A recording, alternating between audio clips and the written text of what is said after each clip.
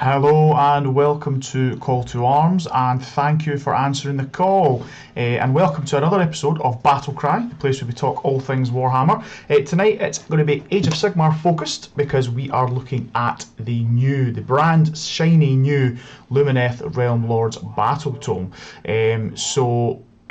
Tonight we are joined with Nathan Watson. Hello Nathan, how are we? Hello, I'm doing alright. How are you? Good, I'm not so bad, thanks mate, yeah, all good, ready to talk about lots of elves. Apologies for a wee bit of the tardiness there, we're just finishing off some important talk about certain Warhammer units and models and stuff like that. Nathan was just talking a lot of hate towards dwarfs, so we're right on brand for what we're about to chat about tonight, because everything, it's all elves all the time. So yeah, before we get started then, thanks very much for joining us. If you haven't already, please like and subscribe. So click the like button, and if you haven't already, please subscribe to the channel. It helps me immensely. And thank you very much to our sponsors as well, Tabletop Minis. And yeah, if you want to find us, we're on lots of social media. So we're on Twitter, we're on Instagram as well, and all the details are in the description below. So, before we get started, let's go for it, shall we? You ready, Nathan? Born ready, mate. Ready. Born ready. Right, let's do this. So, Lumineth Realm Lords. Okay, so this is a faction. They've had quite a lot of stuff, haven't they, in their very short time in the AOS sphere? Surely not. It kind of feels like that, but no, I think they had quite a run of releases. New Battletome, kind of like almost like an updated one, like a 2.0 Battletome, and then now they finally have their 3rd edition Battletome. And yeah, the thing that I've really liked about it, so I'll ask you what you like in a wee second, Nathan, but the thing that I've really enjoyed about this book is it just feels so much more streamlined. They've really sorted a lot of the bloat, so things like hundreds of different allegiance traits or battle traits or whatever. They've condensed a lot of that. They've moved things to war scrolls to try and make it a bit simpler as well. So I just think overall, because it was quite a big meaty tome to begin with, there's a lot of moving parts and things you could do, quite a lot of bloat in it. They've streamlined that down, which I've really enjoyed. And it's also a book that I think we're seeing a lot now with the 3rd edition books. There's a lot of different lists you can make using the tome as well. There's a lot of list variety, which I think we will see. And it's great that you're getting these good internally balanced books that allow you to do that. So that's my initial thoughts. What about you, Nathan? Not much the same. I'm really enjoying the Meta Watch updates and stuff that we keep getting, because we're seeing that they really do care about internal balance. Like, internal balance is like really important. You don't want there to be just the one build and then everything else is like not even worth collecting. That is definitely good. And the identity of Age of Sigmar changed round about the time Lumineth came out. So, like you were saying, there was a lot of bloat in the books because they had that Battletome that came out when their intro box came out. Then they had the Teclis book. Then they had their other Battletome that included the Teclis book, and now they've got this one as well. So, they do seem to have tidied it all up. Definitely, which is great. It's a big book, though, considering it's such a new faction. It is a big old book, 100%, yeah. And yeah, it's funny that because you've got certain tomes maybe that have been around for quite a while. Like you look at, for example, I know Ironjaws has kind of been lumped into the same big tome with a lot of the other orcs, but you look at Ironjaws and they've got like something like 7 scrolls or something like that. Whereas this quite a relatively new faction compared to them, and they've got lots of scrolls. So good. No, it's good. They're trying to find their own kind of identity. They have all their different kind of sects of their kind of their culture and what have you. The mountain people, the magic people, the wind people. So no, it's really cool. Absolutely, yeah. Well, that's fine. We're going to have Tyrion marching in, right? That's what we all keep saying. So yeah. So that's good. Good initial thoughts. So before we get diving on in to the tome review, just to say sup back to Mr. Scott Smith. Thanks for joining us in the chat. By all means, if there's any viewers that would like to get involved in the chat, please do. It's always great to have the chat interaction. We had quite a lot of elf love in the battle report we had On Tuesday night, it was Lumineth versus Daughters of Cain. We had Sinky on, Mr. Callum Sinclair, and there was a lot of elf love in the chat, so I'm expecting to have quite a bit tonight, potentially. A lot of Lumineth lords out there, definitely. So without further ado, let's crack on and get into the review. So, we're going to start off with the allegiance abilities. Seems like a good place to start. So I would say not much change, but then I have also got quite a meaty paragraph at the bottom of things that have changed, or not really changed, just kind of moved to a different place. Yeah. Yeah. So we'll kind of very quickly go through it and then we'll kind of digest. So they've kept their lightning reactions, so that's where they get to pick 2 units to fight, one after the other, and they, as long as they don't have fight last affecting them, then they can both do that, which is quite good. It just means that you know you're guaranteed. If you charge with 2 units and it's your turn, you know you're going to go with both of those units first, which is pretty cool. So they keep that because they're very fast elves. They have hung on to their Aether Quartz reserve, and the vast majority of the things they've kept the same. So we've got so every Lumineth Realm Lords unit starts the game with 1 Aether Quartz. Aether Quartz rather, sorry, and then they're able to then pick a benefit based on, I think, when they spend it. Okay, so they can either spend it to give them +1 to save, that's heightened reflexes. They can spend it for heightened senses, which is +1 to hit, or they can give themselves a magical boost, which is where they use it after they've cast a spell or after any sort of casting roll. They can either give themselves +1 to cast, or they can re-roll the cast.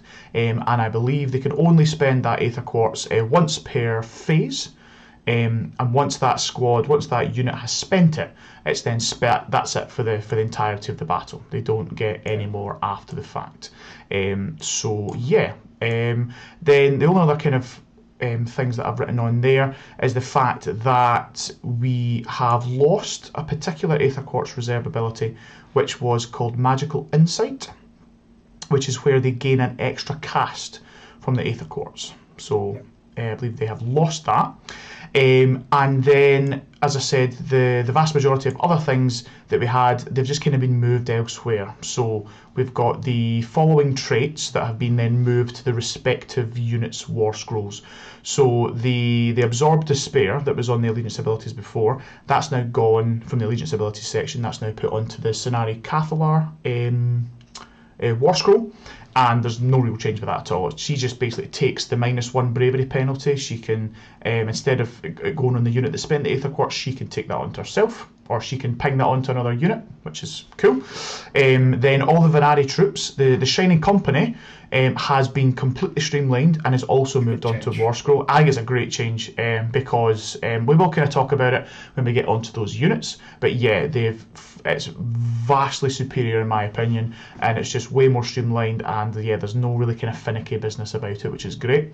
All Sonari characters, they get their Deep Thinkers, which has now changed to on their so it's not their first cast. That's a wee kind of amendment I need to make. They're not their first cast. They can just choose it on any cast once per game, and it just goes off on a 9, so they don't actually need to roll for it, which is pretty good because there's a lot of spells in Lumineth that are quite high casting value, so that's ideal for that. The Hurricane, the move like the wind, that is vastly unchanged. It's now moved to, again, all the kind of Hurricane war scrolls, like the Wind Charges and the Wind Mage. But one thing I did notice is that they removed that the unit can fly on pylon, which was interesting because it used to be that a unit can pile in. It doesn't have to pile in closer to the unit that it piled into, so they pile away, which is really nice because it kind of nerfs the kind of combat armies. Yeah. But now they've removed the ability for that unit to fly on the pylon. Now it's not going to be much of an issue because the Hurricane Wind Mage can fly and the Foxes can fly, but it's the Wind Chargers which is interesting because they don't have the fly keyword. Theirs is only that they ignore terrain when they move, not models. So I don't know if it's going to be massive, but it is something that I picked up when I was comparing the two tomes. That was one thing that I noticed. And then Alarith, they have still got their Enduring as Rock, which again has kind of been streamlined. So it's the ignoring the rend of 1. Rend 1 goes to rend dash, but they've lost Tectonic Force, which was the weird kind of mini game where you could move models about. When you had the kind of big Alarith units there, they could use their tectonic force ability and move stuff. What was that, Nathan? So I never came across it. That's the thing. I've never played against Lumineth that actually used it. So I think it's absolutely fine that got removed because, as I say, I don't think it was a big impact at all on anything. So, first thoughts on Allegiance abilities. What's our thoughts?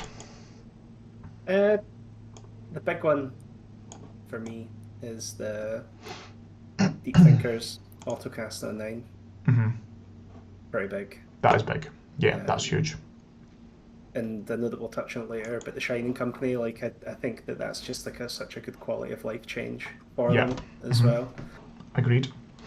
But yeah, the Aether Quartz, I just dislike that type of mechanic in the army. Like I never really enjoyed Aether Gold and stuff, like an extra resource that's attached to specific units, and then like having to remember which unit you've spent it on and stuff.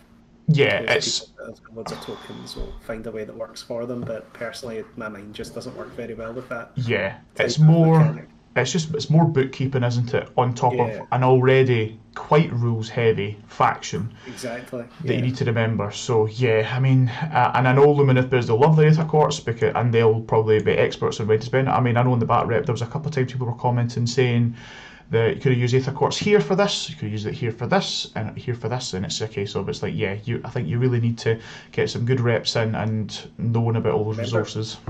Playing against people that were using the one where you could spend 2, like you could have multiple, and people were like giving Teclis +2 to save and stuff like that, and just making them really tanky on the turn you tried to get in.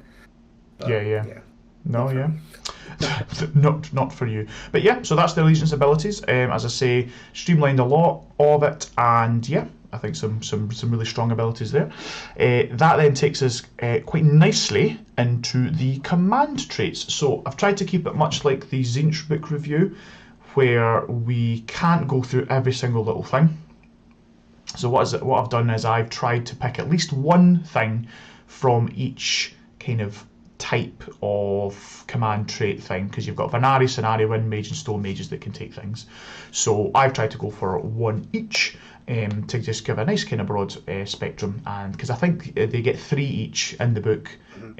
So we'll have a wee look at some of them. So let's go through the ones that have made my list. So for Vanari, I've got to admit I wasn't huge on any of the Vanari ones. There is one in there that's quite nice because it's like a little teleport, I believe, or that could be the artifact that I'm thinking about. Let me just pull up the old codex here, the Battletome now. Yeah, so the Vanari one.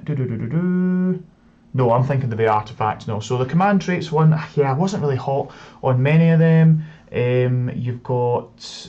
That you can add 1 to the roll that determines whether you receive a command point. So basically you get it on a 3-up rather than a 4-up. I didn't see that as being game breaking. One roll, 1 rune roll. Wasn't that fast. So the one I picked was Almighty Blow, because I thought, this is actually kind of cute, potentially. Could be used in some situation.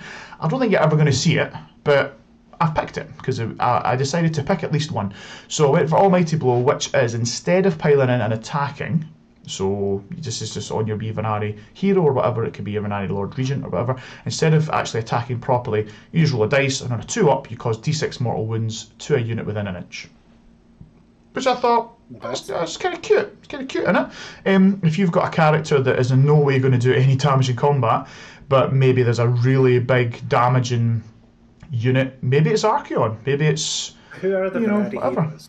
So you've got your Lord Regent, and you've got the banner bearer as well. Okay. They're both Vanari. So it's one of these ones I don't think you're going to see, but I think it's kind of cute. Moving on. For the Cenari, I picked Fast Learner as the one that I thought was quite nice. This is one that gives you an extra unbind, and you can re-roll the second unbind that you do in a turn. Okay, which doesn't sound amazing at first because you're like, all right, well, you don't get a re-roll in the first unbind, but you do in the second one. But if this is a hero with maybe Master of Magic, then you could get re-rolls on both the unbinds. which is quite nice. I mean, we're maybe going to see quite a lot of magic heavy armies coming out. You know, we just did Tzeentch. So yeah, something like that, giving you that additional threat of having some decent unbinds, I thought was kind of cute, kind of nice. See the Spellmaster one? Spellmaster. Spellmaster. Yeah. Lets you use the Aether Quartz ability without spending the Aether Quartz. Use a magical boost without using Aether Quartz Reserve to do so once per battle. Yep. So, like, I think it doesn't say that you can only use the ability once. It says that you can spend the Aether Quartz once per phase, right? So would you be able to use that once per game with the Aether Quartz for +2 to cast?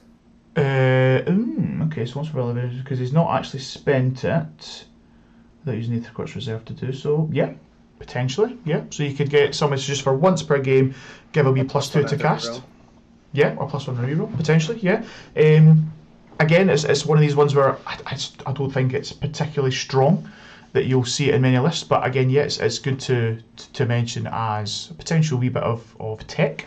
Okay. Moving on, we've got the Grand Wind Rider for the Wind Mage. This one's kind of nice. So he can extend his Wind Leap ability. Now, what Wind Leap is you pick a Hurricane unit wholly within 6 inches of the Wind Mage, and then they get, is it a 16-inch move and fly? No idea. Is that on the War Scroll? It's on the War Scroll, yeah. It's on the Wind Mage's War Scroll. So it can make your stuff go pretty fast. Here's the Wind Mage here. Wind Leap. Yep, 16-inch move and can fly. Okay. But this bubble, then, this has wholly within 6 inches bubble for that, goes to wholly within 24 now. So if you were running a Wind Mage with some Wind Chargers, you've got a bigger bubble. Again, it was the best of a bad bunch that I could really think that I could pick for the Wind Mages. It's fine. Everybody's going to pick Master of Magic, so this. Well, you say that, but no. My favourite of these, and this is because you'll probably find throughout this review, I'm all in on the Moo Cows. I love the Alarith stuff. Moo. So my favourite is Unyielding Toughness. So at the start of your hero phase, you choose a Stone Guard unit wholly within 6 inches, and you add 1 to their wound characteristic, and they keep that until the start of your next hero phase. You're going to need to be like pure hump in that unit to be. That's fine. 6, right? Wholly within 6 is fine. Absolutely fine. That's like the bridge. On a Stone Mage, sitting in amongst a nestled wee 10-man unit Stone Guard, not a problem. Not a problem at all. Not a problem. Not a problem. So I really like that because it takes you, so say you do go a 10-man unit of those, it takes you from 20 wounds up to 30. I really quite like that. So if you were going down the... What's that, sorry? Yeah, so as Nathan keeps alluding to, at the bottom here, I've put down Master of Magic. Look, you've got a lot of wizards here. That's going to get a lot of use in a Lumineth list, and I think it just gets a lot of use in a lot of lists as well. It's just so good. So good to have a reroll to cast, an unbind, and dispel as well. Yeah. So yeah. But yeah, so those are my kind of one-pick wonders of the command traits, and then the one that you may see more often, Master of Magic. Okay, let's go into the artifacts then, and again I've tried to do the same thing. Try and pick one artifact from each of the little kind of sub-factions. Then yeah, okay. So let's go for Vanari.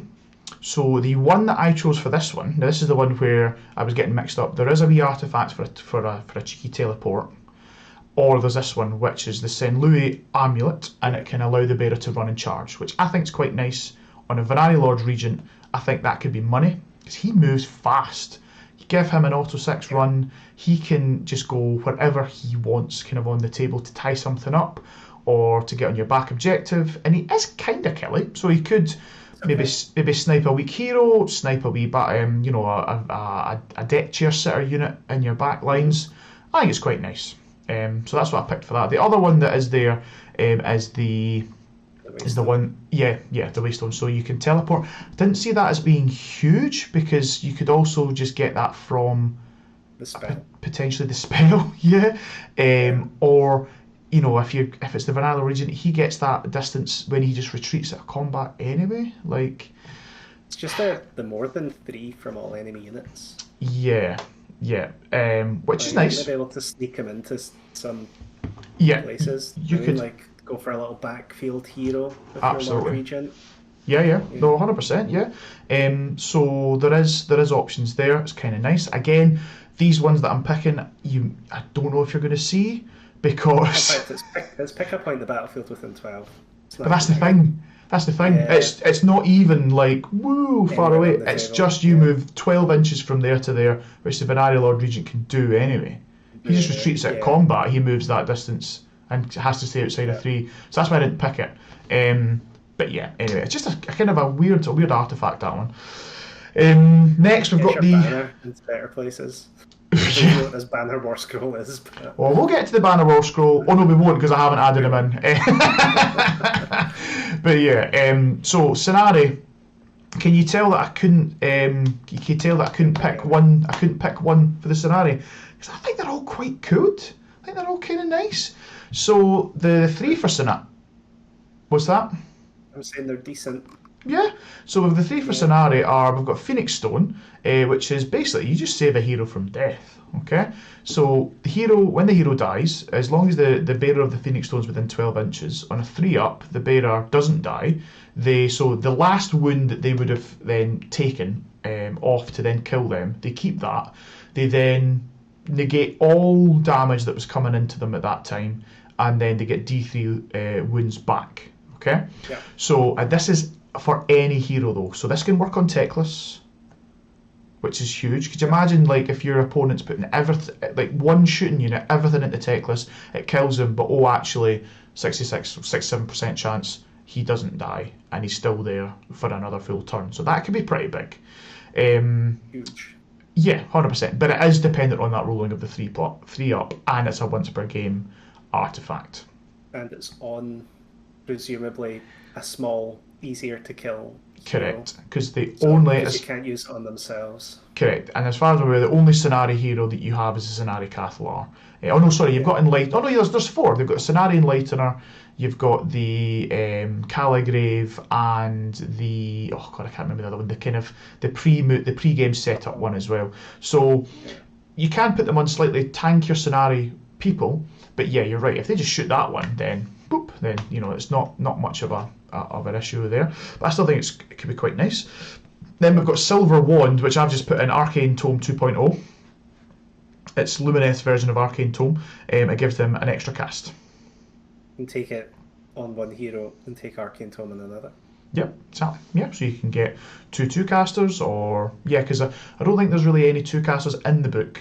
So you've got Teclis, which is he's the big caster boy. All the caster. And then a lot of the other heroes are only 1s. Now there is one, the Enlightener, that you could potentially get 2 spells out of, but it's on a dice roll. But yeah, you're right. You could have 2 nice wee casters, and they're both double casters, which is nice. And then the other one I put in there was the Rune of Senthoi, I think it's pronounced. I'm not sure. This gives +1 to Unbind and a Dispel. +1 to Unbind and Dispel for each Scenari hero within 6. So if you're making a little Scenari bunker, you could get multiple pluses to Dispel and Unbind, which in a magic... I think that sounds strong. Yeah, in a magic-dominated meta, I think that could be quite good. Yeah. I don't know what the lists are going to shake out to, but if you can get +3, presumably it includes themselves, so it's +1 to Unbind right away anyway. Yeah. It's pretty good. Exactly. So yeah, I think all that's why I couldn't pick one. I wanted to talk about them all because I think they all could genuinely see play. Then we move on to the Wind Mage. So we've got the Wind Blast Fan. Presumably he's got some sort of Dyson powered, fan thing. And once per battle, start of the enemy movement phase, you pick an enemy unit and they have to retreat within 3. Really good. Really good, but it's on a Wind Mage, which means that they must have been in combat already the turn before to then use this to make them retreat. Now, it could effectively just neuter that unit, because if they don't have retreat and charge, then they're just sitting there doing absolutely nothing for a turn, which is nice. But it does mean that the Wind Mage has to survive a round of combat with a unit first before it then... Yeah. See what I'm saying? So It's a really nice ability, but I don't see much play. Don't see much play for it because of you're putting all your hopes and dreams on the survivability of a wind mage, which maybe isn't ideal. Could happen. Did they not have kind of like, I remember they used to have ways in the wind stuff to be able to pile in 6.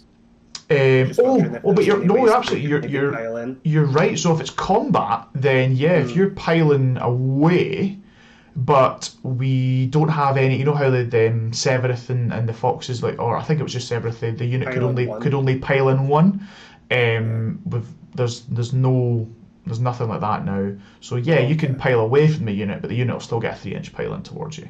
Yeah. So unless someone can give me any other, you double turn them. Because then they won't have charged and won't get to pile it. Well, I suppose you would still be within 3. That's what we're saying. Exactly. I think this is only good if you've been doubled. So your wind mage has got into combat, they've got the double turn, and then you just go they retreat and they can't do anything for that turn. So but as I say, there's maybe quite a bit of intricacy in how that's actually going to work.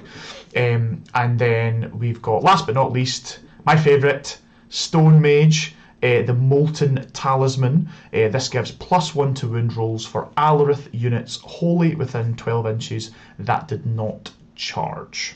Okay, so you can't be all aggressive in charge. You have to stand like stone, and just let them charge you. But you get +1 to wound and a 12-inch bubble. That's pretty good. You say so. If I say so. Look, I'm an Night Hunt player. 12-inch +1 to wound bubbles are great, but I will give you the fact that it gets switched off if you charge is a bit of a meh. It's a bit of a feels bad. But there's Aelves abilities like the Spirit of the Mountain of Valinor and stuff like that. They get an extra attack when they are charged. So you're hoping that the enemy charges you in order to kind of get that to trigger. So as I say, it's like a pretty cool way to play, to be honest, because they also get their ward save when they're contesting an objective and stuff, don't they? So only against mortal wounds though. Right. Yeah. Yeah. Which we'll cover. But you're right. It's still cool. It's a play style where you just want to plonk your guys down in a nice big castle, and enemy has to come to you to deal with you. You then get a bunch of buffs. So I think could see work. And then last but not least, Arcane Tome. So I think that will definitely see play in this army. Being able to make things 2 casters. Yes, I think that's strong. I'm just looking at the next 2 pages of the spread, the PDF that we've got here. It's the spell lores. I'm just gonna. And otherwise we'll be here all night. That's very true. Let's quickly go. Okay, so spell lore. Now this isn't something that I could just pick one, because to be honest, I can see lore of Hish or Haish. I could see every single spell being used in this. Let's very quickly rattle through. So we've got speed. As far as I'm aware, hasn't changed. 5 to cast, 18-inch range. Pick a Lumineth unit. They double move the characteristic to the end of the phase. Awesome. Solar Flare, which I believe is new. I recognise it, but the spells weren't very big. Yeah, so we've got, this is an 8 to cast, 10-inch range. You pick a point on the battlefield. If there's an endless spell there, then you immediately dispel it. And then you roll a dice for each model in a unit, and every 6 is a mortal wound. So it could be like a horde thinner, and it can also just get rid of an endless spell, which is kind of nice. 10-inch range, kind of meh. So you have to be danger close or have spell portal for this to maybe work. But I don't see many people potentially taking it. Because I think you've got quite a lot of dispel ability with this army anyway, so I don't know if you need dispel, but I put it in there anyway because it could be decent tech. We've got Protection of Haish. This is a great one. 8 to cast. Friendly units wholly within 9 of the caster have a 5-up ward, but it can't be cast in the same phase as Teclis' version, Protection of Teclis. What's interesting here is they've kept the wording, so it's still friendly. It's not Lumineth units, so this base one will work with allies. Pretty good. Just pretty good. That's good. Why I'm seeing people looking for dragons. Possibly. I know that in the chat, Riath was in the Lumineth chat today, or I can't remember today, yesterday, and he was asking, people's thoughts on 2 Stormdrake Guards as allies, because yeah, you get those boys in a 5-up shrug, then that's pretty good. Now this one is a lot shorter range than Teclis' one because it's only a 9-inch bubble, but still, it's still pretty good. I would say the fact that it works with allied units as well, I think is great. So if you want to run these guys in cities, you know, there's people that do take Settlers Gain and stuff like that as a sub-faction. I think it'd be quite good. We've then got Overwhelming Heat. So we've got 7 to cast. You pick an enemy unit wholly within 24 inches. You halve the unit's movement. You roll a dice equal to or greater to the unit's save, and you can cause D3 mortal wounds. I think this is really nice. Anything that, you know, I just think spells or any abilities that half units movement is awesome. Yep. Love that. And the fact that it's 24 inches as well. Yeah, great range. Slightly easier to cast. Yeah, true. Slightly easier to cast, but I think you'll see some play for this 100%. Then we've got Ethereal Blessing. This is a 6 to cast, 18-inch range, bigger friendly LRL unit, and they have ethereal, so they can't suffer negatives or positives to their save. But yeah, just make a unit ethereal. I think that's pretty good still. And let's not even cover this last spell. Oh god. Because only the worst people in the world use it. I mean, if I was playing Lumineth, I would 100% make sure there's somebody in there that can cast this spell, because it's just amazing. And then if you're on the receiving end, it's probably one of the worst spells or abilities to actually have to deal with. So yeah, Total Eclipse, 9 to cast. The opponent must spend 2 CP for every command ability. It's just so game changing.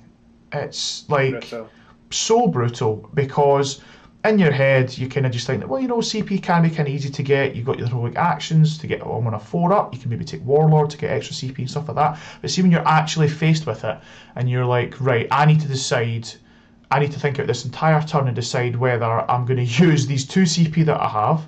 You can't just be willy-nilly with them. You have to be like, am I going to use them on all-out defense? Am I going to use them on an all-out attack? Am I going to use them on an Inspiring Presence? Am I going to use them for a redeploy? And that's it.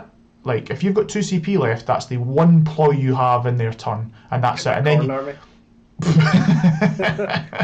spends like 3 CP in the one combat phase. But then my you hope need would be that they miscast it and take D6 mortal wounds. That would be amazing, if not for the fact that they can pretty reasonably make sure that they get this off, because you've got your Deep Thinkers, which is autocast on a 9. You know, if you're taking Teclis, this is easy money as well. Like, look, this spell is horrendous to deal with. Yeah. And in that scenario where you may be sitting with 2 CP, it's the Lumineth player's turn. If you decide to use a command ability, you need to hope and pray that in your next turn you're going to get your general CP and then hopefully roll a 4-up to get a CP so that you can even just do a command ability. And if you don't get that, that's it, you're toast. And things like, if you've got 5 CP, say you're just sitting like, oh my god, I've got like 5 CP, you can still only do 2 command abilities. Or if you have 3, you can only do 1. It's just, it's horrible. Hate it. And I'm sure all Lumineth players absolutely love it. In fact, just before we kind of move on to the next bit of spell lore, we've got Ross in the chat. I think that's Ross Sherry, I believe. Hello. He is giving us some decent heads up. So he's saying the Waystone, it's a teleporting artifact. He's saying that's the old Alumnia one, and he says he only really sees niche use for this to drop the banner blade in the middle of the enemy and trigger the world banner. Yep, that's a good shout. He's then said you need another unit that's base to base with the enemy, then they can't pile into Wind Mage, so unless they have a 3-inch weapons they won't reach the Wind Mage. Alright, okay, good, so maybe it happens once in a tournament. Okay, so yep, point taken. Yep, we've said very niche and probably won't ever happen. And then Solar Flare was nerfed. It used to have 1 extra ability which was a -2 to cast an Unbind Aura for enemy wizards. Interesting. Okay, I'll be honest, yeah, that's quite a big nerf then, I suppose. Yeah, I don't... telling thing is that he's kept his mouth shut about Total Eclipse. Right, oh yeah, yeah. These elves, they know when to speak and when not to speak, and you don't hear any of them speaking up in defence of Total Eclipse. That's for sure. That was one of the ones that I think a lot of the community did think there would be quite a big change to, because it was put it cast on a 9, right? It's sure. Cast turn 1 on their once per game Deep Thinker thing, but then past turn 1 they're going to have to cast it, right? Well, that's if they only take it one scenario. Well, then they need to take it on every scenario. Take multiple scenario then. Yeah, true. Yeah. Which they can do, but just with a spell enhancement, and everyone has Total Eclipse. So yeah, it's one of these things where I did think there'd maybe be a more of a change, but yeah, it's brutal. Anyway, so I like the Lord of Hish. I think that we haven't seen much change, as Ross was alluding to. We've seen a nerf in Solar Flare. We've seen some casting values maybe go up or whatever, but yeah, I think it's really good lore. Moving on, we've got the Lord of the Winds and the Lord of the High Peaks. So for Lord of the Winds, I think this is my favourite spell in the game. Or not in the game, sorry, in the Lumineth book. 8 to cast, pick enemy unit within 12 inches, and they cannot benefit from command abilities. Yep. That's awesome. That's awesome. We all know. As well. Yes, exactly. We all know how strong abilities like this are, where you can just turn off command abilities for a unit. You've got that stupid stinky thing, that overwhelming stenchy helm, is it not? Like a Nurgle, that switches things off at 7-inch range. We've got Endless Spells that can switch command abilities off. We've got Nighthunt that can switch Inspiring Presence off. We've got Tzeentch that can cast that spell. Gargants now as well. So yeah, GW really like to play with this mechanic in this space right now, and it is hugely strong. Yeah, no, it's like, yeah, you get all this CP and all these command abilities, but you can't use them. Nope. So yeah, it's very, very strong. I'd say the only downside is that you have to put a Wind Mage into your list. You have to, if you're wanting to take this, you're going to have to factor him in somehow, which I think potentially some lists will be fine with, and just slot him in. Yeah. But yeah, I think it's a very strong spell. We've then got Healing Zephyr. I just think of Red Hot Chili Peppers when I hear that. When I hear that, fly away. No, anyway. So 6 to cast, pick friendly LRL unit, wholly within 18, and you heal D3 wounds. Yeah. It's alright. That song's stuck in my head now, thanks. Yes. Then we've got Transporting Vortex, 8 to cast, pick a friendly LRL unit, wholly within 12, remove from the battlefield, set it up outside 9 of enemy units. So we teleport. Yeah. Not bad. We like teleport, we like movement shenanigans. I think that's not a bad thing. He gets access, well, not right now, he will get access to all the spell lords. Once Teclis wakes up from his coma, then yes, he will get access. I'm sure in the FAQ it will get sorted that he's going to get access to all the spells. Please don't, it would be so good. His wee smug face, not knowing any spells. just him like that, going, wait, guys, what do we do, guys? What do I do? I can only cast Protection of Hish from my own war scroll. But yeah, so... Okay, yeah, British Shield. So that's the Lord of the Winds. Not bad, as I say. The big standout for me is Howling Gale. We've then got the Lord of the High Peaks. So we've got Unbreakable Stoicism, which is just great to say. 7 to cast, you pick a friendly Stone Guard unit, wholly within 12, and their Crushing Blows trigger on 5-ups instead of 6s. So for those of you that don't know, Crushing Blows, it's kind of like Sun Metal Weapons, except you don't have to cast a spell to get it off. It's just 6s to hit, do mortals in addition. So it's like the Dwarf Hammerers, right, from cities. So Elves now have better Hammerers than Dwarfs, because their mortal wounds can trigger on 5s now, which is... I think that's quite a nice spell for them. If you're running Alarith Heavy, Stone Guard Heavy, then you're going to want to take that. We then have Crippling Vertigo, which is, again, this is a cool... I thought it was cool. 6 to cast, 18-inch range, you pick an enemy unit, and every time they try to make a normal move, run, retreat, charge, or pile in, you roll a 2d6, and if it's higher than their bravery, they cannot do it. Now... Bellicort every turn of the game. Absolutely, you're 100% correct, and it's a nice cast of Ice 6. It's not bad at all. Now, there's a lot of people that will probably here roll 2d6 against bravery and just switch off and just go meh, because a lot of the time abilities that have that sort of rule behind it aren't very strong, and also it's quite dicey. Because, and also when you think about the bravery values in Age of Sigmar just now, like, so if you're playing against death, good luck. If you're playing against, anything that's got a high bravery, chaos stuff, you're like, this might not go off. But the fact that you roll, the fact that you roll all these times, chances are it's going to go off once. It's going to go off one of these times, right? And that could just be the time that completely just nerfs that unit from being able to do anything. And that's it. Okay, so I really like this spell. I think it's really cool, and I think if you're seeing Stone Mages, they will want to try and take this spell, definitely. An 18-inch range on this as well. It's quite good. Yeah, and then the last one, I wasn't pretty hot on this, but I just put it in anyway because we were going through all the lore. Living Fisher, 7 to cast, 18-inch range, pick a point in the battlefield, draw a straight line from castle to the point. Every unit that line crosses over on a 2+ suffers D3 mortal wounds. So it's a little... You went hot on this? So, yeah. Just like a AoE arcane bolt, right? It's an 18-inch... 2+ D3 mortal is like basically burning head. You just roll ones, Nathan. You know what'll happen. You know you will. You just roll ones. It's not a bad spell. It's not bad. Okay, so to do, on average, 2 mortal wounds to every unit in a wee straight line is quite nice. Don't get me wrong. 18-inch line? Yeah, but, if this is so amazing, why are we not seeing more Luminarchs of Heish? I'm not saying it's not amazing, but like it's good. Like it's not bad. Like I think Arcane Bolt is pretty decent. Yeah, that's true. I was initially hot. I still amn't. I don't think. If people are taking Stone Mages, I don't see them doing this spell. That's the thing.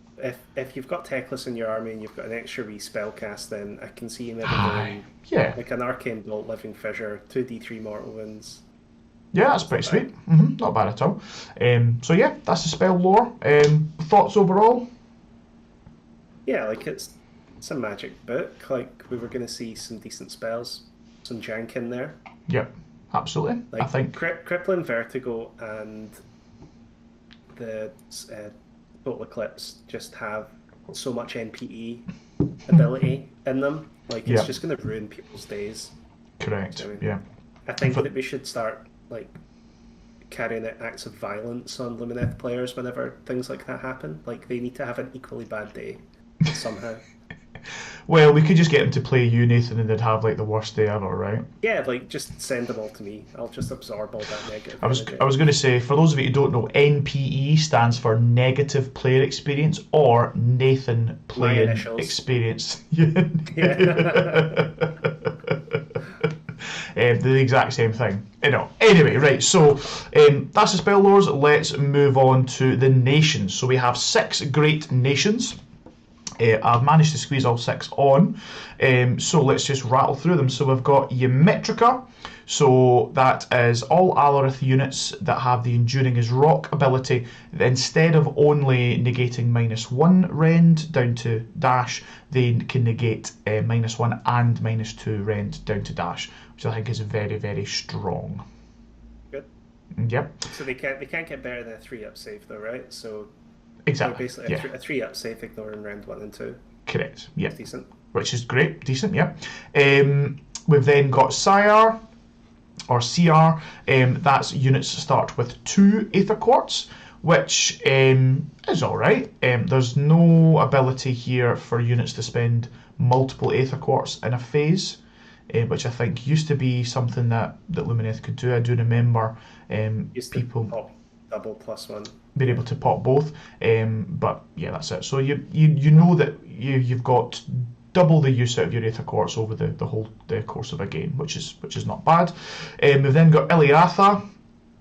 Once per turn, you can choose 2 units to spend Aether Quartz in that phase. Okay, so instead of kind of like doubling up on 1 unit, you can have 2 individual units that can both spend their Aether Quartz. That's the twins one, isn't it? That's the one that used to be able to move pre-game. Yeah, that was the one where, God, you could just get 30 wardens and go whoop, just move them all the way up to your opponent. Not like stabbers, but you could do it to... Listen, it was fine. We're going to do the battle scroll thing next week, Nathan. We're not talking about that right now. So moving on, we've got Zytrek. +1 to casting, dispelling, and unbinding for all of your wizards, which is great. Which is a good glow up from their previous one, I believe, because they used to have +1, but only on their first cast. Now it's just on everything. So yeah, really, really nice. Yeah, just getting some confirmation in the chat. Alumnia was the Alumnia one was the pre-game, not Iliatha. Okay. Yeah, the Alumnia was the one where you could shunt your wardens up. So yeah, we'll talk about that now, Alumnia. So rather than being able to do that, you now, if you're in base to base, If base of each model in a Vanari unit is touching the base of 2 or more other models in the same unit, then each model counts as 2 models when contesting objectives. Whew, bit of a mouthful, and honestly, I don't think that's strong in ability. When we are in a land of expert conquerors. Yeah, fair. But Because... presumably that's not going to last forever, right? No, that's it won't. General Handbook's ability, but you're right, yeah, I could definitely see that disappearing. Models, so that's like the old restrictions on the Shining Company, right? yeah, exactly. So, yeah, it's not terrible. Yeah, it is what it is. Not what you go to if you're wanting to build a list around one of these. Yeah. Agreed. And then the last, but certainly not least, we have Helon or Helon, and I know that there are certain people in the chat that are very big on this. Riath has put in his... It's Latin for Walloper. I didn't know that. I didn't know that the Latin they had a word for Walloper. That's great. But yes. +1 to the attacks of missile weapons while the unit is within 6 inches of enemy units. So let's talk about this one first. So this is something that I think there's quite a bit of call for the FAQ to kind of clean this one up, because there's a wee bit of disparity between whether or not it is the unit, so your friendly Helon unit, if it's within 6 inches of an enemy unit, does it only get the +1 shots into that enemy unit that's within 6 inches of, or can it shoot at something else and still get the additional shot because of within 6? Until the FAQ, they can shoot at something else. Yeah.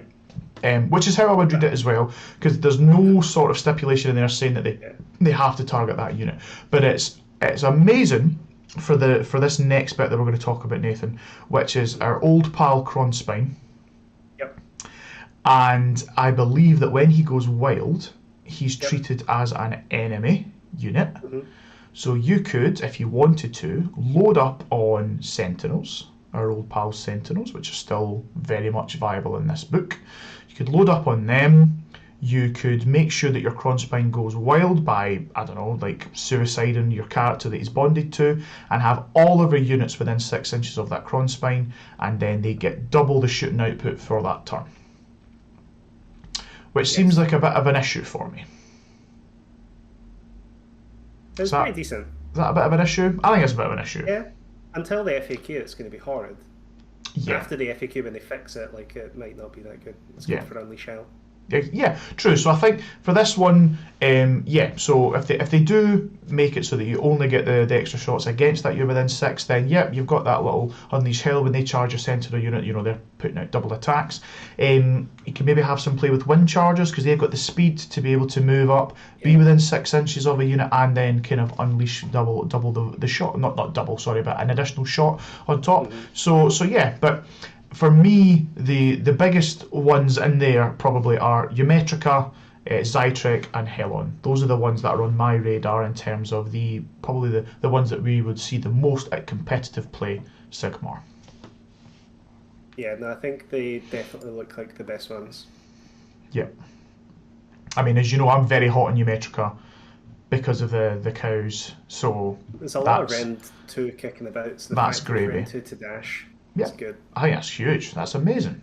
I mean, obviously, you could have that perfect list where they're able to bring additional Rend, or they're just Rend 3. Now I know we don't see a lot of Rend 3, but you've got your Gatebreaker, stuff like that, where if they get to Rend 3, they just completely invalidate your entire sub-faction allegiance ability. But against the vast majority of other lists, I think this is going to be money. Yeah. So that's the Great Nations. Are we ready to dive into the units? Sure. Let's do it. Strategies and tactics. Oh, of course, yes. Sorry, Grand Strats and Battle Tactics. How could I forget? Of course, the book, the new book, Grand Strats and Battle Tactics. So yeah, much like the Tzeentch one, I've picked 2 Grand Strats that I think are decent, and I quite like all the Battle Tactics. Sure. I think they're all quite good.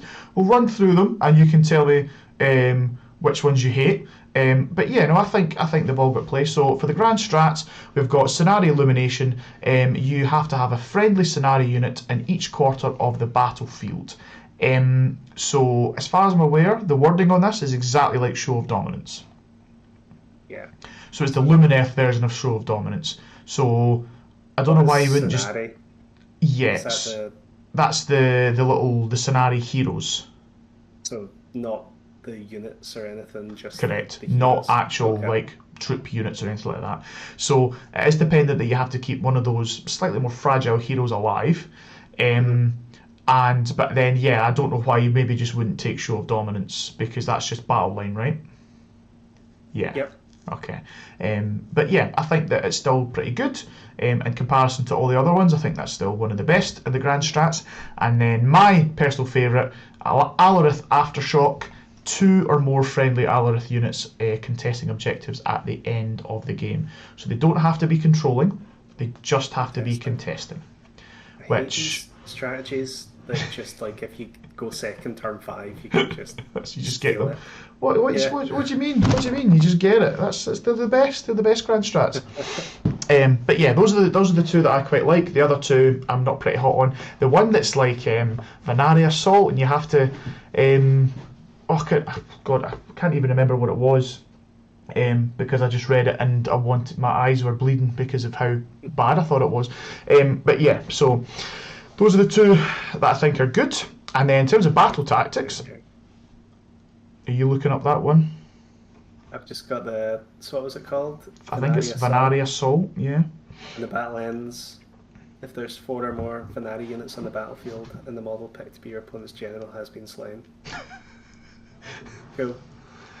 So you have to make sure that you've kept 4 or more of those units alive and kill the enemy general as well. Yeah. If you're taking that Elon, Cron Spine and Sentinel list, that's totally legit. That's just easy money, right? Yeah. So as I say, I think those 2 are the more decent ones. For battle tactics, I can definitely see people picking all of these to do. So as I said, we'll very quickly run through them. So they've got Conserve Aether Quartz. You pick an enemy unit and a friendly unit with Aether Quartz. The friendly unit destroys the enemy unit and still has its Aether Quartz at the end of its turn, which I think is good, and it's definitely doable, because it doesn't, if there's an enemy unit that's on maybe 1 model left or something like that, you've just got Sentinels still got the Aether Quartz, ping, right, cool, got it, right, smashing, perfect, move on. I think it's very much doable. We've then got Blind the Enemy. This one is where you have to successfully cast 4 or more spells with different friendly LRL units. You're going to have a hell of a lot of casters in your army, and you're going to have the ability to do this, I think. As Riath would say, easy peasy, which came up in the battle report earlier on in this week. So yeah, I think that's a good one. We've then got Elemental Supremacy. You pick an enemy hero and a friendly Elementiri with at least 1 Aether Quartz, and that unit destroys enemy hero. Okay, now I did have it in my head, because I was like, because I then had to go and look up what the heck is Elementiri and what does that mean. And I remembered what it was at the time, and I now have no idea. So maybe someone in the chat can help me. Stone Guard are Elementiri. So if you get them into an enemy hero, they could wallop something. What else? That's the heal-on ones. They do the walloping, don't they? What's that? Sorry. Heal-on ones, they do the walloping. No, they're wallopers, you said. They're not wallop. They don't do walloping. Sounds the same. They do walloping. They're wallopers. So I think, as far as I can see, because again, a lot of the War Scrolls in the PDF have been kind of cut off at the bottom for the keywords.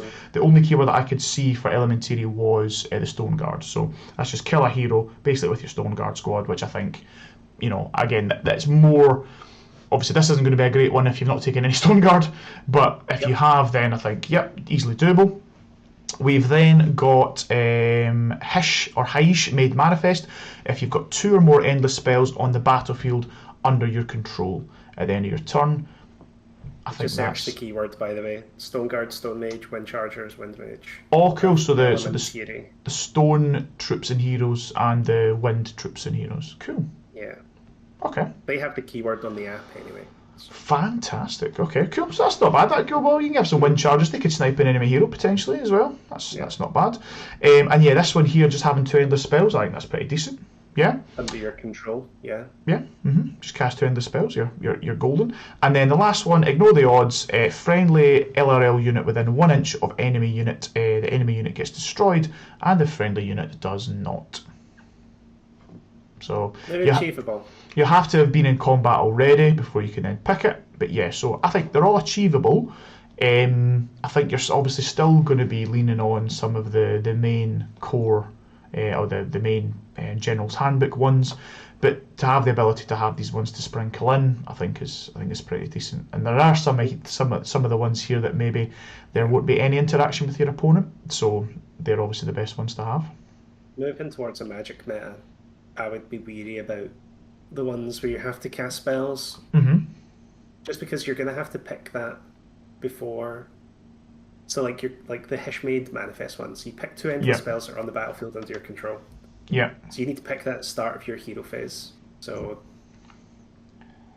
if you already have one of those endless spells on the table that's under your control, like say you've only got 2 in your list, one's already on the table, then your opponent unbinds the endless spell at the start of your hero phase, then that's just a failed battle tactic. Very true. And then all the other ones are contingent on you having not spent your Aether Quartz, right? Yes. With the Aether Quartz that doesn't spend it. So yeah. So it's kind of it's nerfing your actual thing you can do. Yeah. In order to actually do a battle tactic. Like so turn 1, you try to cast the spell with that unit, and you're like, oh shit, failed that spell, reroll the spell cast with my Aether Quartz, then it gets to later in the game, you're like, oh crap, I can't do that battle tactic because I've not got Aether Quartz on that unit anymore. Like definitely, it's yet more yet more bookkeeping to think about. I take your point absolutely. The other thing as well that Riath is reminding us in the chat is with the Venari Assault. Because the Sentinels are Venari as well. If you are, so I know that his playstyle, he took them at the weekend, did very well with them. He won a tournament. He won his own tournament though, so it's kind of not really that great, is it? You set up your own tournament, and it's a bit of a fix, I would say. But yeah, up in Aberdeen, he had a wee tournament and he went Helon, yeah. And so what is he, Nathan? Is that nice individual? What's my discount? Correct. He's an amazing guy. But yeah, so he went very heavy MSU Sentinel build. So yeah, he just needs to have 4 of those left alive at the end of the battle and to have killed the enemy hero, which, as we did say earlier on with Sentinels, that's very much doable. So yeah, I think Venari Assault could definitely be good in some builds. If you go the MSU route, then yeah, absolutely. Just the killing your enemy general one can sometimes be a bit hard, but yeah, that's true. Ria's asking, did the rules change and you can't dispel your own endless spell and recast in the same hero phase? Correct. You cannot. Never changed. You cannot cast an endless spell if it's been dispelled in the same turn. Yep. And Ria's saying we've got 35% discount now. Fantastic. You're not a walloper, Riath. I'll take 120 Sentinels, please, Riath. Right, so that's so that's our grand strats and battle tactics. All happy with that? Good to move on? Yeah. Perfect. Right, so now we can get into the real meat and potatoes. We have the units. So again, we'll try not to dawdle too much. There are a lot of units here that made my cut because they have such a wide variety of things that they can use and a lot of different builds. But yeah, let's start getting through it. So the main man himself, we've got Teclis, 700 points, which I believe is a down. He's came down in points. He used to be 770, right? I think he was. Am I just making that up? My brains wanted to say 720. Maybe. But I remember he was more than Marathi, and I always used to laugh myself to sleep every day. Amazing. But yeah, so Teclis, He's still got his that he can either cast 1, 2, or up to 4 spells thing. Yep, so he can cast the 4 spells on 10s, or 2 spells on 12s, and or 1 spell on cannot be unbound. Yep. Which is right. What he's always had. That's his Archmage ability. Now that does degrade, so didn't used to. But now when he takes damage, the ability for him to do that exact thing that we just said with those different number of spells and what casting value they're on, that does diminish. So that's definitely something important to note there as well. He gets an auto dispel, an endless spell every turn. He gets an auto unbind of a spell every turn as well. He's then got the aura of Selenar, so that's a 16-inch aura, but again it does also degrade, so it goes 16-inch, 12, 9, 6. And within this aura, if you're wholly within, you get +1 to cast, Dispel and Unbind for any friendly Lumineth that are wholly within that aura range. Units in that aura range also get a Spell Ignore and a 4-up. And if they roll the 4-up, then the spell that was supposed to target that unit does D3 mortal wounds back to that enemy. Or, sorry, not even back to the caster, they can just pick an enemy unit and cause D3 mortal wounds to it. AoE mortals, yeah. Which is nice. And then he's got his War Scroll spell, which is Protection of Teclis, which has been tightened up because it's no longer friendly units, it's just Lumineth units rather. And he's also got his Storm of Searing White Light, or I believe that was called Technado. As well, which is just your AoE mortal wound spell. Yes, so Riath has confirmed it was neither of those points. It was 740 down to 700. So yeah, what are the thoughts on Teclis? John's just nailed it. He's full for sure. Thanks for that, John. Teclis is cool. Yeah. Like, I think in the meta that we're moving towards, hate saying the meta, but like the kind of the way that like armies are being constructed and stuff, like auto casting spells is great. Yeah. And with loads of spells out there, ignoring spells is great, and doing mortal wounds back to stuff is great. So yeah, like he's pretty cool. It's just a shame he doesn't know any of the spells in his spell lore. Like exactly. Yeah, he's such an idiot. Next. Idiot, man. Nerd. So no, you're right. So Teclis, like, very strong. Again, it's a lot of points wrapped up in a piece that's 16 wounds and a 4-up save. So if there's any sort of targeted power shooting that can happen, then you could just get Teclis removed before if he's not got his 5-up shrugs up, you can just take him off the board. But it's that's always been the worry with him. But I think he's still a good piece, and certainly very, very strong. As you say, if we're moving into more magic stuff, he's what you want. So I can definitely see a lot of lists where you might have Teclis in. Next we have the Light of Eltharion, everyone's favourite empty suit of armour. 240 points for this boy, and he's just a combat. He's getting allied into every. Oh my god, he is a beast. Because basically all of his stuff that's good for him, it's all his War Scroll anyway. So why wouldn't you? Why wouldn't you allow him? If you just want a beat stick character that's tanky as well, survivable, then just chuck this guy in. So we'll go very quickly through, but we're both pretty hot on Light of Eltharion. So he's got his Selenari Blade, which can cause extra damage versus heroes and monsters. Now that is the blade that he only gets 2 attacks with. Okay, Sinke, 2 attacks with the Selenari blade. Okay, and he changes the damage to 2d3 damage instead of 3, which statistically gets you an extra pip of damage, or it could pop off and could get you up to 6 damage with each strike, which is pretty good. He also gets +1 to wound and 6s to hit, cause mortal wounds in addition with the Fang Sword if he charged. Okay, so I'm loving everything I'm hearing so far. He then also has a ranged mortal wound ability as well. 18-inch range, roll a dice, and he just can ping out mortal wounds. Which is, I believe, or is it on a 1 he does 1 mortal wound, 2 to 3 it's D3, a 4 up it's D6, something mental like that. It's stupid. Yeah, it's just like, why not? Okay, cool, no worries. And again, it's not a shooting attack, so if he's in combat with something, he can then ping something else, which is which is and he can run into it. Yeah, so why not? He's ethereal, so takes no negative modifiers or positive to his save, but it's a 3-up save base, so ethereal 3-up. Did we not used to have something like that in the game, Nathan? Ethereal 3-up saves on heroes that were like massive killing machines, no? I think so. What am I thinking of? Can't remember. I thought you were taking the mick.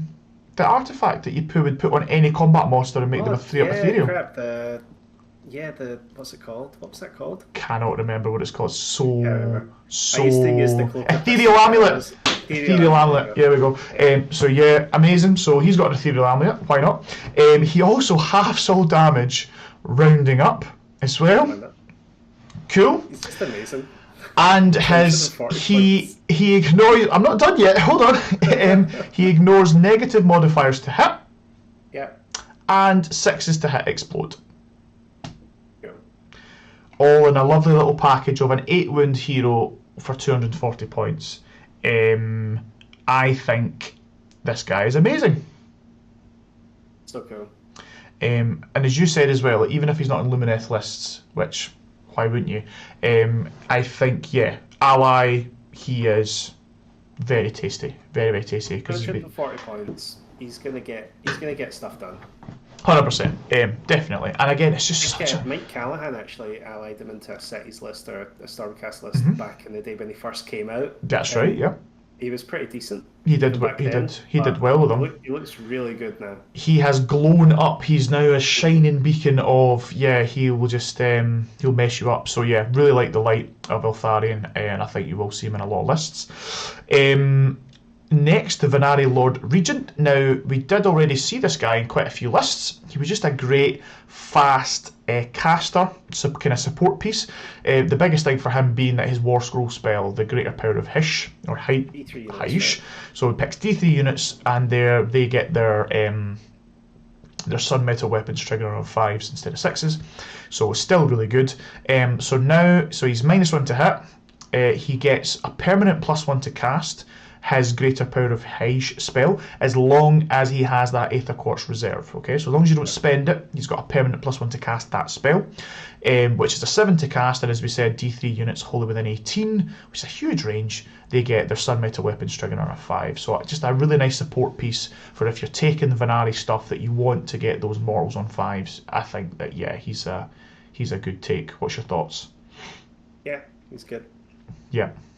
Solid, like he does. 100%. You take it 170 points for like a mounted hero like that has that spell. It's good. Yeah, no, 100%. Ross, this is a great question, by the way, because I don't know the answer. Ross, which factions can ally Lumineth Realm Lords? Now that I'm saying it, I actually don't think cities can ally Lumineth. I think that it's just in the one. No, they can. City. They can. I think they can. 100%. Because I wanted to ally in the Dawn Riders into my cities list, and I'm pretty sure that I wasn't able to. They've got a city now that contains. They have settlers. They have settlers gain. But if you're talking about, I mean, as you just said, Mike, he used to take. I think it was in his Stormcast. He used to take it. No, he used to take Tempest Eye, and he had Light of Eltharion in. Oh, but was there not some controversy because he couldn't actually ally him in? Potentially, that would be so funny. I'm not throwing shade. No, that would be so funny. So, do you think we'll get that information on War Scroll Builder? Yeah, I'm just checking. So, Cities of Sigmar, see, not on War Scroll Builder because it's showing up as Lumineth because you can coalition them. Okay. It'll be in the GHB, which I. Oh, will it? Oh, nice. Okay. Of on my phone. Legitimate version. Who are you? Yeah. You don't have some cracked Russian version. Jeez, but no, great question, Ross, by the way, because we're just blanketly saying, ally him in, and then we're not 100% sure what factions can ally him in. So, but if anyone else can illuminate or enlighten us, that would be fantastic. Definitely Stormcast. Definitely Stormcast. I've been looking at that. I've been like, what lists can I slot a wee 240 point hero into? You're right. Definitely Stormcast. Okay. Let's see. Do you think Doc? Do you think Doc can bring in Lumineth? They're elves, right? They must hate each other, surely. Lumineth Realm Lords. So Doc can take them. Right. Well, I'm just going through every Battletome that I have. Not Fire Slayers. No. That makes sense. So I did a Deacon can. Ooh, okay, that's pretty nice. Yep, IDK, good. Daughters of Cain can, you said that, yeah. Yep, Doc can, Stormcast can. Yep. Cities of Sigmar can ally Daughters of Cain, Fire Slayers, Idoneth, and Caradron, except in Tempest Eye, Sylvaneth, and except in Living City and Greywater Fastness. That's it. Okay. So no Lumineth. No Lumineth for cities. Sorry, Mike, but yeah, no, it's so funny that just when you mention that now, I think that there was genuine controversy because like he was on that list. He was on that list. Yeah. City, and he just couldn't. Yeah. Ooh, okay, but that's not bad. So we've got definite Stormcast, Deepkin, and Doc can take them. Yeah. So if you just want, so a nice wee beat stick, I think, for those armies, 100%. And you can coalition them in whatever that Settlers Gain is called. Settlers Gain. Which I think I've seen people running some Settlers Gain and it looks pretty decent. So yeah, that'd be a good addition. So that's us. Really like all three of those heroes. Moving on. Vernari Sentinels. So Sentinels. Let's chat about the Sentinels. So for the most part, they've not changed. For the most part, they've not changed. For the most part, they've not really changed. They have lost their ability to ignore line of sight. That's. Oh yeah, that was. I forgot that they lost that. They have lost that, so that means that Sylvaneth players, you can hide in your trees now.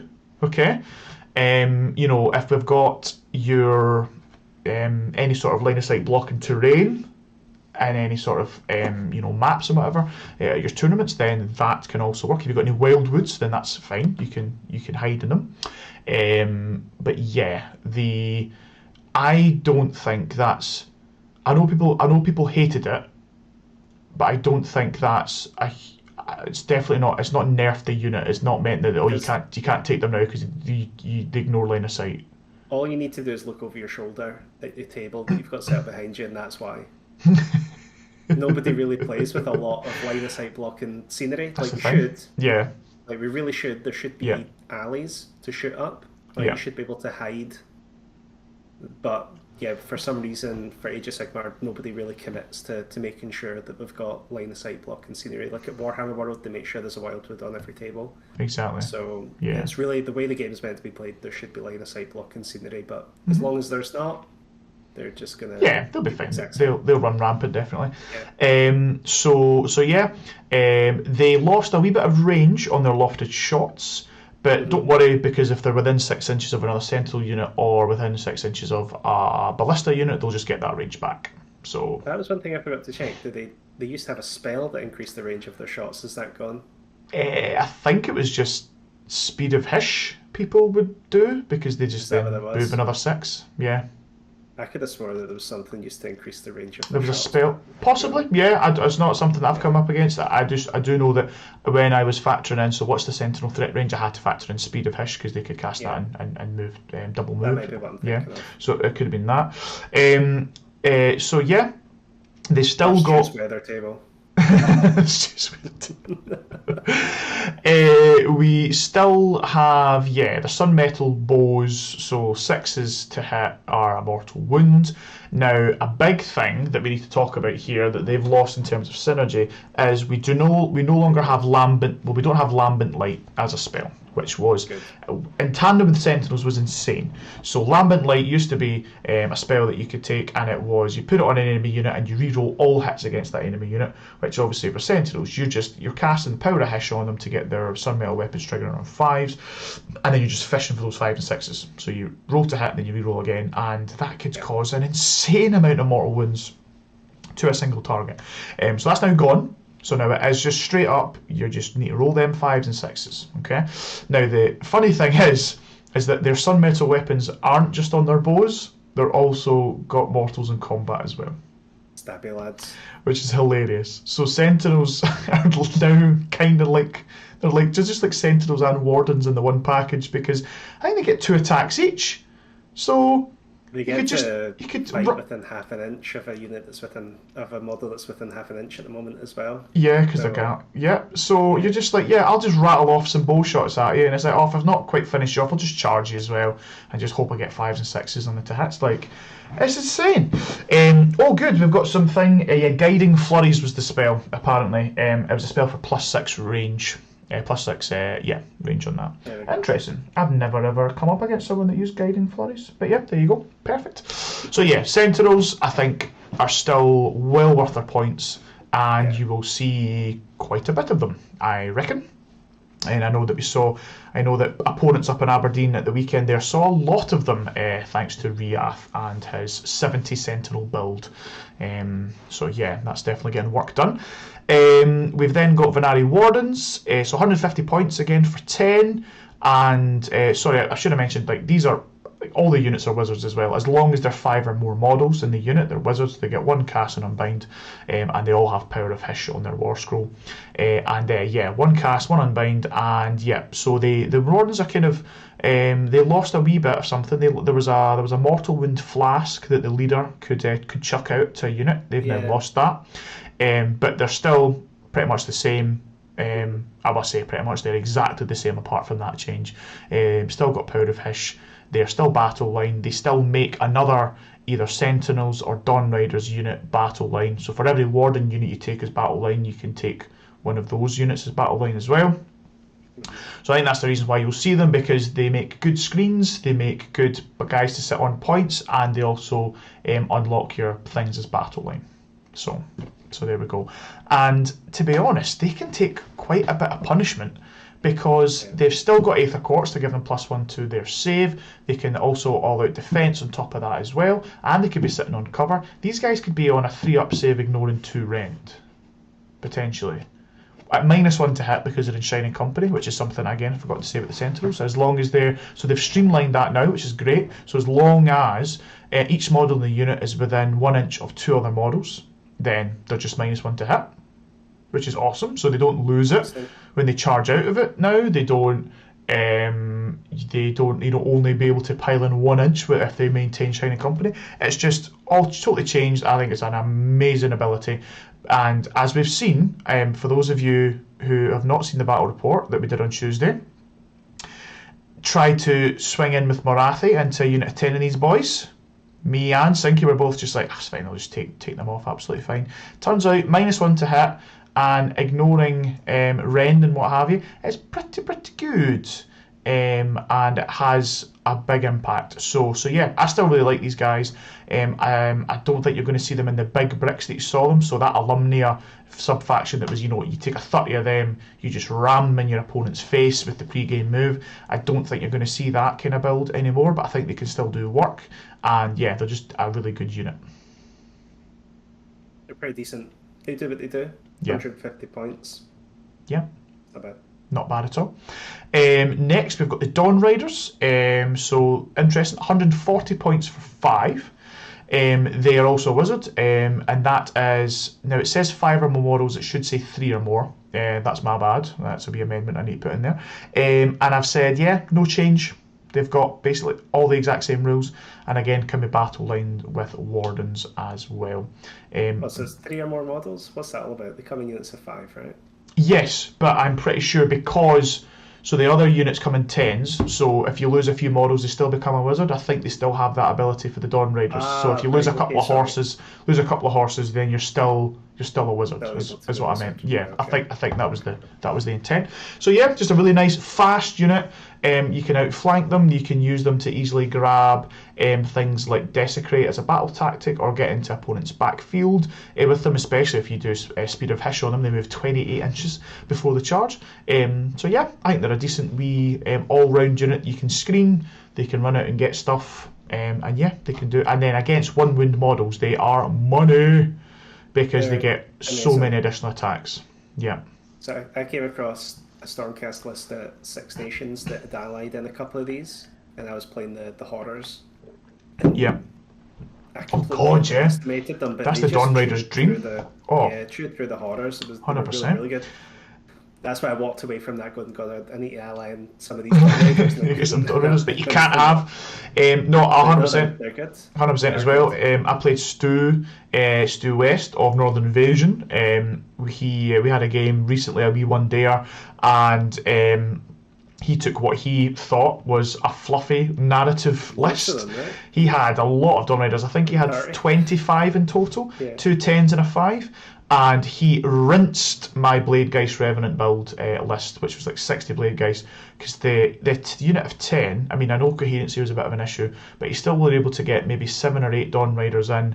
That's, oh god, the guys on top have got 2 attacks each, then they get an extra 2. The horses are either 3 or 2 attacks, they get an extra 2 as well. It's an insane number of attacks. And for a lot of these one wound models that are out there now, that's exactly what you want. You want high volume, no rend, because they don't really care about rend at all, because they're either on a 4-up, say, I was on a 4-up ethereal, so you just want volume of attacks, or if they're on a 5-up or a 6-up, they'll just blend stuff. So as you say, yeah, horrors, like these guys will be absolute money into pink horrors. So yeah, really like them, and yeah, just a really good all-round unit.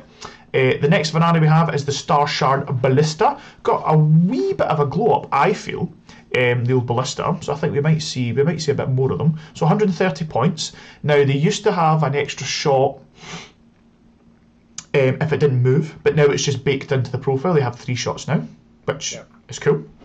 They've got a 2+ to hit, which is again now baked in. It used to be if they were within 18 inches of an enemy, they get a +1 to hit. So now they just get hitting on 2s.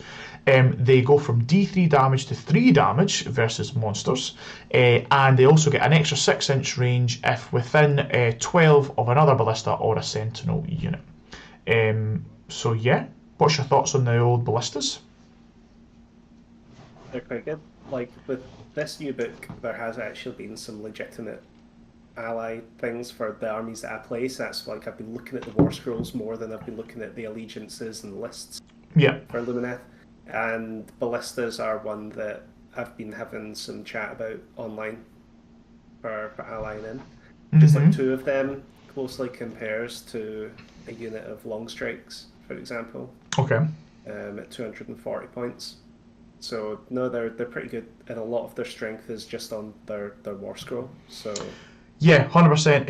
And they synergize quite nicely with the Sentinels as well, and the fact that say if you go in Battle Reg and there's that one little artillery slot in there, I could see a world where people are quite easily just slotting in one of these guys to give their Sentinels that extra range and just sitting it way back, so maybe just backfielding on an objective, being a deck chair sitter, but then also plinking out some decent damage at range. If this thing is just solely concentrating either on a monster or solely concentrating on a wee support hero, I think over a couple of turns it could do the business. So no, I quite like them. And then I think this is the last of the Vanari. We've got the Blade Lords. So these guys, I feel like they haven't really had much of a place. I've not played against any Lumineth where they had Blade Lords. I've played against quite a lot. Yeah. That's when there was the build when I was playing against a lot of Lumineth, like getting ready for Six Nations last year. There was quite a lot of people were tagging this guy up with a Lore Master. Is that the one with Deep Strikes? Yeah. Yeah, the Lore Master here. Like kind of tagging, like pre-game deploying him forward for the Lambent Light, and then these guys would like sneak up to be a bit of a bodyguard as well. So I don't know what the place is now, but they were good back then. I mean, I could maybe see that somebody taking just 5 to sit with a scenario hero, maybe just keep them alive as bodyguard, as ablative wounds, possibly. A bunch of attacks, right? But they have, although I mean, there is talk of maybe just going Blade Lord spam, because they do have quite a lot of attacks. And they now have sun metal weapons. Now it's the biggest change for them, because they didn't have that before, but now they get the exact same treatment. So they're not wizards, so they're not casting power on themselves and things like that. But again, if you had maybe a Vanari Lord Regent backing these guys up, you can get these guys popping off with the sun metal. Now, their flurry of blows, it used to be you had to measure how many models were in 3 inches of them. They've just streamlined that now, so it's kind of like the deadly furrows on the Dawn Riders. It's if they're attacking into 1 wound models, I believe they get Oh, 2 right. extra attacks. If it's 2 wound models, they get 1 extra attack. I believe, anyway, I very think good. that's the case. Yeah. So yeah, Ross has quite rightly just said, Power of Hish on 10 Blade Lords against a unit of 10 models with 1 wound each is 80 attacks, mortals on 5s. Like it. Sorry, it's not the wound characteristic on the models, it's the size of the unit. That's the difference. Yes, that's now. the same as the That's the Stormcast difference. ones. 5 or more plus 1 attack. Yes, there you go. I think that's the case. Yep. So I'll double check, guys, because I don't want to be giving you wrong info. But yeah, sorry, that was the streamlining they got, because yeah, before it was an absolute pain to have to measure. So now, yep. What we got? Yeah. So you add 1 to attacks characteristic of Flurry of Blows if there are 3 to 9 models in the unit, and add 2 if it's 10 or more models. And the amount of 10 or more model units in the game right now is pretty big, I would say. So these guys could get absolute money. So yeah, I think they could have a place now as like a hammer.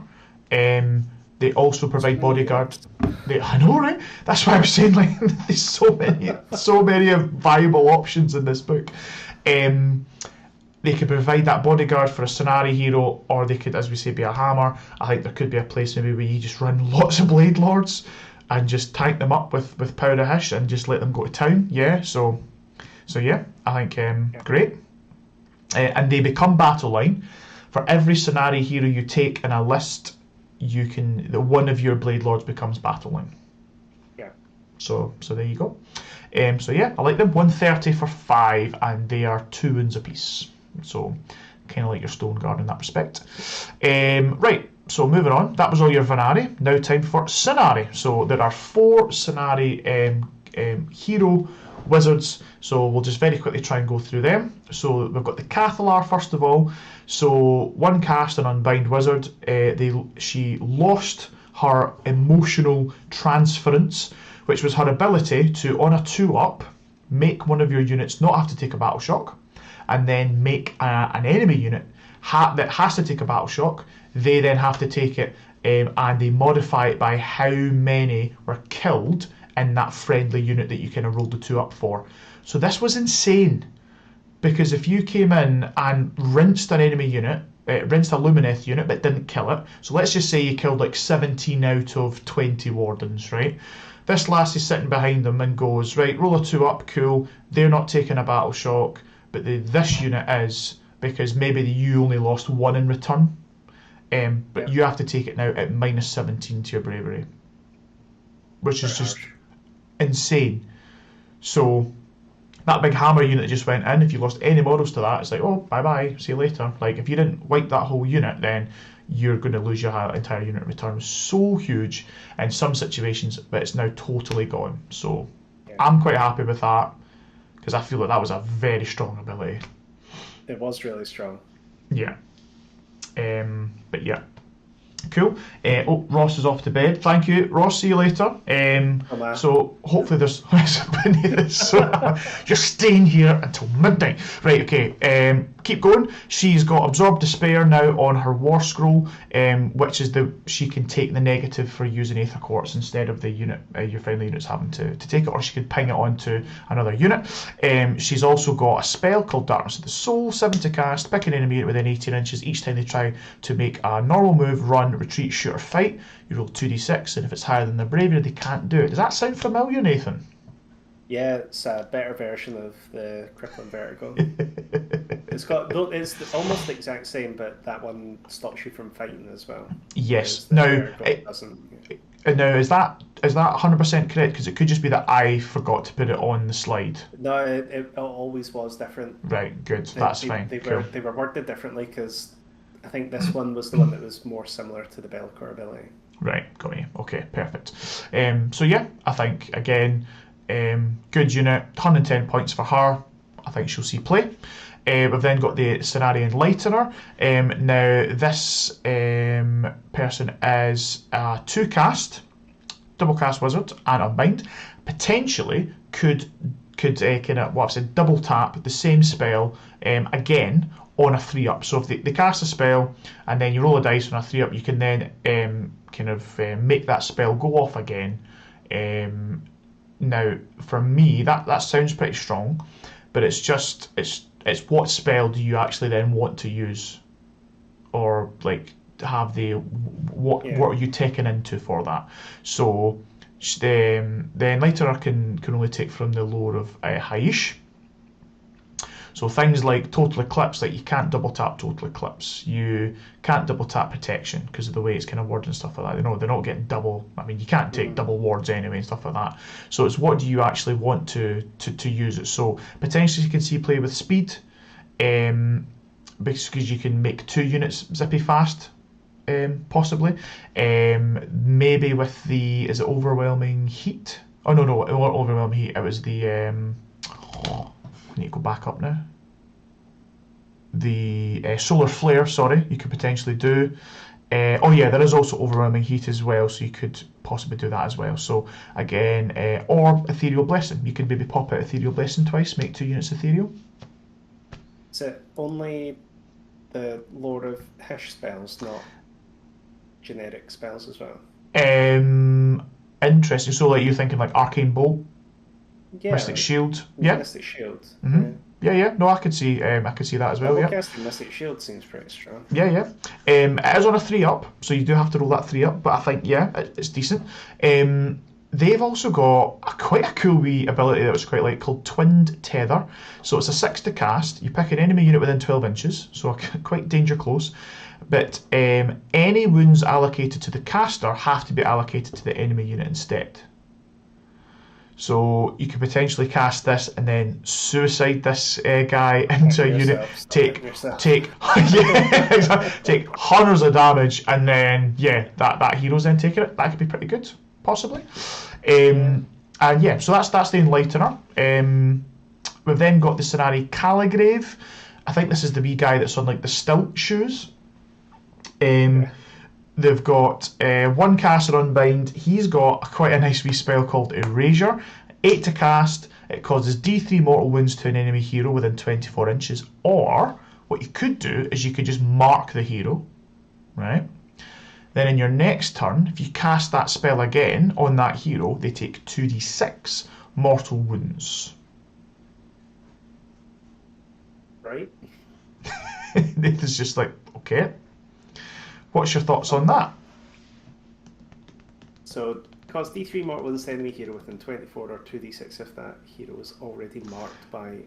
So the same spell? Well, the D3 thing is just if you do it. So you can cast it, you can take the D3 or you mark the hero. Okay, right, okay. And then later on in the battle, if you cast this against a marked hero, it's 2d6. Good luck. It's cast on 8 though. But yeah, cast on 8, it's pretty tough, but it's just like just having the threat of I could do 2d6 mortal wounds. Like 2d6 mortal wounds is 2 mortal wounds. Pointless. If you ever needed to do X mortal wounds, it does 2. It does too, exactly. But yeah, I have heard maybe some people think because it's only 115 points, maybe somebody taking 2 of these guys because one could mark, one could mark and one could 220. 230 points. 230. Just to 230. Just to do the fun wee trick. I know. They can't even do it, can they? Because they can't cast the same spell twice. That's true. It's true. Yeah. It's just to give yourself a bit of contingency. But no, exactly. You'll let them do it and they'll roll the 2 mortal ones. And then the last one, the Scenario Lore Seeker. We saw quite a bit of change to this boy. This was the one that could set up pre-game. He then, if you put him on an objective, the enemy couldn't take that objective back off of you unless they killed the Lore Seeker.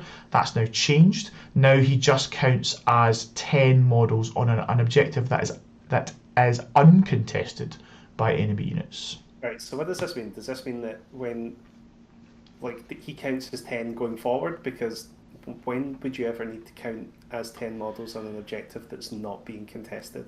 So I believe when they come to take that objective off of you, then if they've only got, say, 10 models, then they can't take it off of you. It. Yes, exactly. Yep. So later on... I should maybe look at the War Scroll. Just yeah. reading it. So short type. I think the play is you put them on an objective, and then in the enemy turn, if they try and take it off of you, he counts as 10. Right. Okay. That's the thing. Lone agent. So definitely not as strong as it was. Mm-hmm. Yeah, it's pretty cool. But yeah, so I like him. He gives you a bit of pre-game shenanigans. I've put on there that he lost Lore Seeker, which I think was the ability for when he killed an enemy hero, he got some sort of benefit. So that's not really gone. But yeah, so 1 cast, 1 unbind, 160 points, quite expensive for what he maybe what he does. I don't know if you're going to see him in many lists, but yeah. A bit of tech in there. So that's our scenario. All good with that? Mm-hmm. Cool. Right, let's move on. This is my One last thing to check with the Lore Seeker. Is he unique and can he take art? I think this has been clarified. Not unique. I do not think he's unique anymore. Okay. Let me just check. Of course, that bit is cut off. But yeah, spam bots and I was just saying that we now have free Girls chat. Oh my god, who let the spam bots in? Jesus. Right, okay, let's carry on. Also, we had some confirmation from Riath. It's not 80 attacks. It's only 41 including the champ, so it's half of what we said. So let's calm down, everyone. Okay, let's calm down a bit, Blade Lords. Right, moving on. We've got my favourite part of the book, the Aelves. So we've got Spirit of the Mountain. Lots to digest here. So first of all, they had a special thing on them that was called Geomantic Blast, which was like a 5-inch blast. So they've lost that. They've also lost this thing called Ponderous Advice, or on Avalanor it was called Elder Wisdom, which is where they could give some buff to a wizard, kind of like in the hero phase. So they've just removed that, which is good because it's less bookkeeping and less to remember and stuff like that as well, so that's fine. Both of the big cow mountains, they get +1 attack if they didn't charge. They both have Enduring as Rock, which, as we know, is where you basically are kind of nullifying rend. The Spirit of the Mountain, I think that's the exact same. So the Spirit of the Mountain's got Stoneheart, Shockwave. He has to pick a unit to be -1 to hit in the shooting and combat phase. He's got a 12-inch range, which degrades. But Avalanor just has a constant bubble of everything within his range is -1 to hit. So it's pretty good for an extra 40 points. Now, what was interesting, what I did find is, see that Stoneheart Shockwave, where the big spirit picks a unit, they removed the limit of a unit can't be picked more than once. So so basically, back in the old book, each spirit could pick a unit within 12 inches to be -1 to hit. But a unit couldn't be picked more than once. But say you had 2 spirits in this book, they could pick the same unit to be hit with it more than once. That's my reading anyway. It looks as if they removed that. Now, sometimes putting -2 onto a unit maybe doesn't sound that great, but it does mean that you nullify any sort of pluses that they might get to hit, which can be good. So something to think about, certainly, but it's just something that I'd kind of picked up when I was looking at the old tome versus this tome. That bit kind of jumped at me when I was reading over that bit. So please correct me if I'm wrong on that, guys. They've still got the Stone Mage Symbiosis, which is awesome. If they're within range of a Stone Mage, they just always fight on top bracket. So yeah, just their attacks and stuff like that don't degrade, which is really, really cool. And then we've got a couple of different abilities here. So the Spirit of the Mountain has got Faith of the Mountains, which is a command ability. You can pick D3 Alarith Elf units to get +1 attack, which can't stack with Avalanor's ability. Because his ability is called Unshakable Faith of the Mountains, but he just picks a flat 3. Exactly. Yep, so for 1 CP, he picks 3 Alarith Elf, which are going to be your Stone Guard, and gives them +1 attack on each of the squads. They both hit pretty hard. They've got Rend 2 hammers. that do 5 damage on the top profile. And Avalanor has got his Fire Stealer hammers, 6s to hit, cause a mortal wound in addition. And he gained an extra pip of rend, take him up to rend 2. So yeah, I think they're pretty good. If you're going Alarith, I think you're probably going to want to at least chuck in a Valinor. Maybe you could want to take a Spirit of the Mountain as well. So what's your thoughts on these big boys? Oh, you meant to say I think 14 wounds on the Spirit and 16 on Avalanor. Like they seem alright. I've never played against them. Yeah. But yeah, like they seem like they can do a bit of slap. Yeah. Agreed. I really like them. I love the sculpts as well. I think the models are awesome. Do they have a ward save? No ward save. Nope. So yeah, I like them. Then we've got our little Stone Mage, which I think is just a really nice. He's just such a great synergy piece. Obviously, with those units, we just said that they fight on top bracket if they're within range of him. He's also going to be giving out your buffs for your Stone Guard and stuff like that as well. So I really like the Stone Mages. So he's a 1-cast wizard, 1-cast, 1 unbind. He's got his Stone Mage stance, which is completely unchanged, but I'll just bring it up just to make sure. So Stone Mage stance is at the start of the combat phase. You can see the unit will adopt the Stone Mage stance. If you do so, this unit and any friendly Stone Guard units wholly within 12 cannot make pile-in moves. However, they improve the rend characteristic of melee weapons by 1.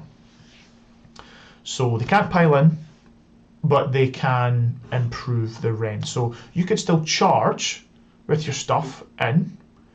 You then start the combat phase, you do your stance. You can't pile in, but as long as you make sure that you've got all the guys in reach anyway with your charge, then they get additional rend, which I think is really good. So that's pretty decent. He's also got his Enduring as Rock, which we already know, and then his spell is called Gravitic Redirection. It's a 5 to cast. The caster, so him, he can fly, and he picks an enemy unit within 18, and he halves the move, and they also cannot fly. I really like this spell. I think it's a really decent spell. Again, we've already spoken about how strong it is to just half the movement characteristic of enemy units. It's strong, but not being able to fly is pretty strong on some things. Correct, exactly. So, you've got something, maybe that your big maw crushers on big massive pie plates, they need that ability to fly, to fit into places. You take that away, you also half their move, that could be huge. Cron Spine, you can do that on as well, that could be huge. So there's definitely play, and also there's definite synergies along with this and with some certain endless spells. As I found out on Tuesday's game, because if you do this and then you pop shards, which could half it again. There's another spell in this book which halves it again, and then you could also pop out Ravanax, Gnash and Jaws. Yeah, exactly, and just do a ton of mortal wounds against like a 1-inch move unit. Yeah, it's like So yeah, 6 is just 3 though. So of course it is. Yeah, of course it is, Nathan. So yeah, really like this guy. Only 120 points. I think he's great. And an Alarith build. Or even just a normal build, I think it's pretty decent. Yeah. We then go into the last 3 units. So you'll be happy to know, Nathan, these are the last 3 units that made my cut. We've got the Alarith Stone Guard. So we've got 120 points for 5. So they've streamlined the weapons. There's no longer any sort of different abilities for different types of weapons that you take on them. It's just all the same.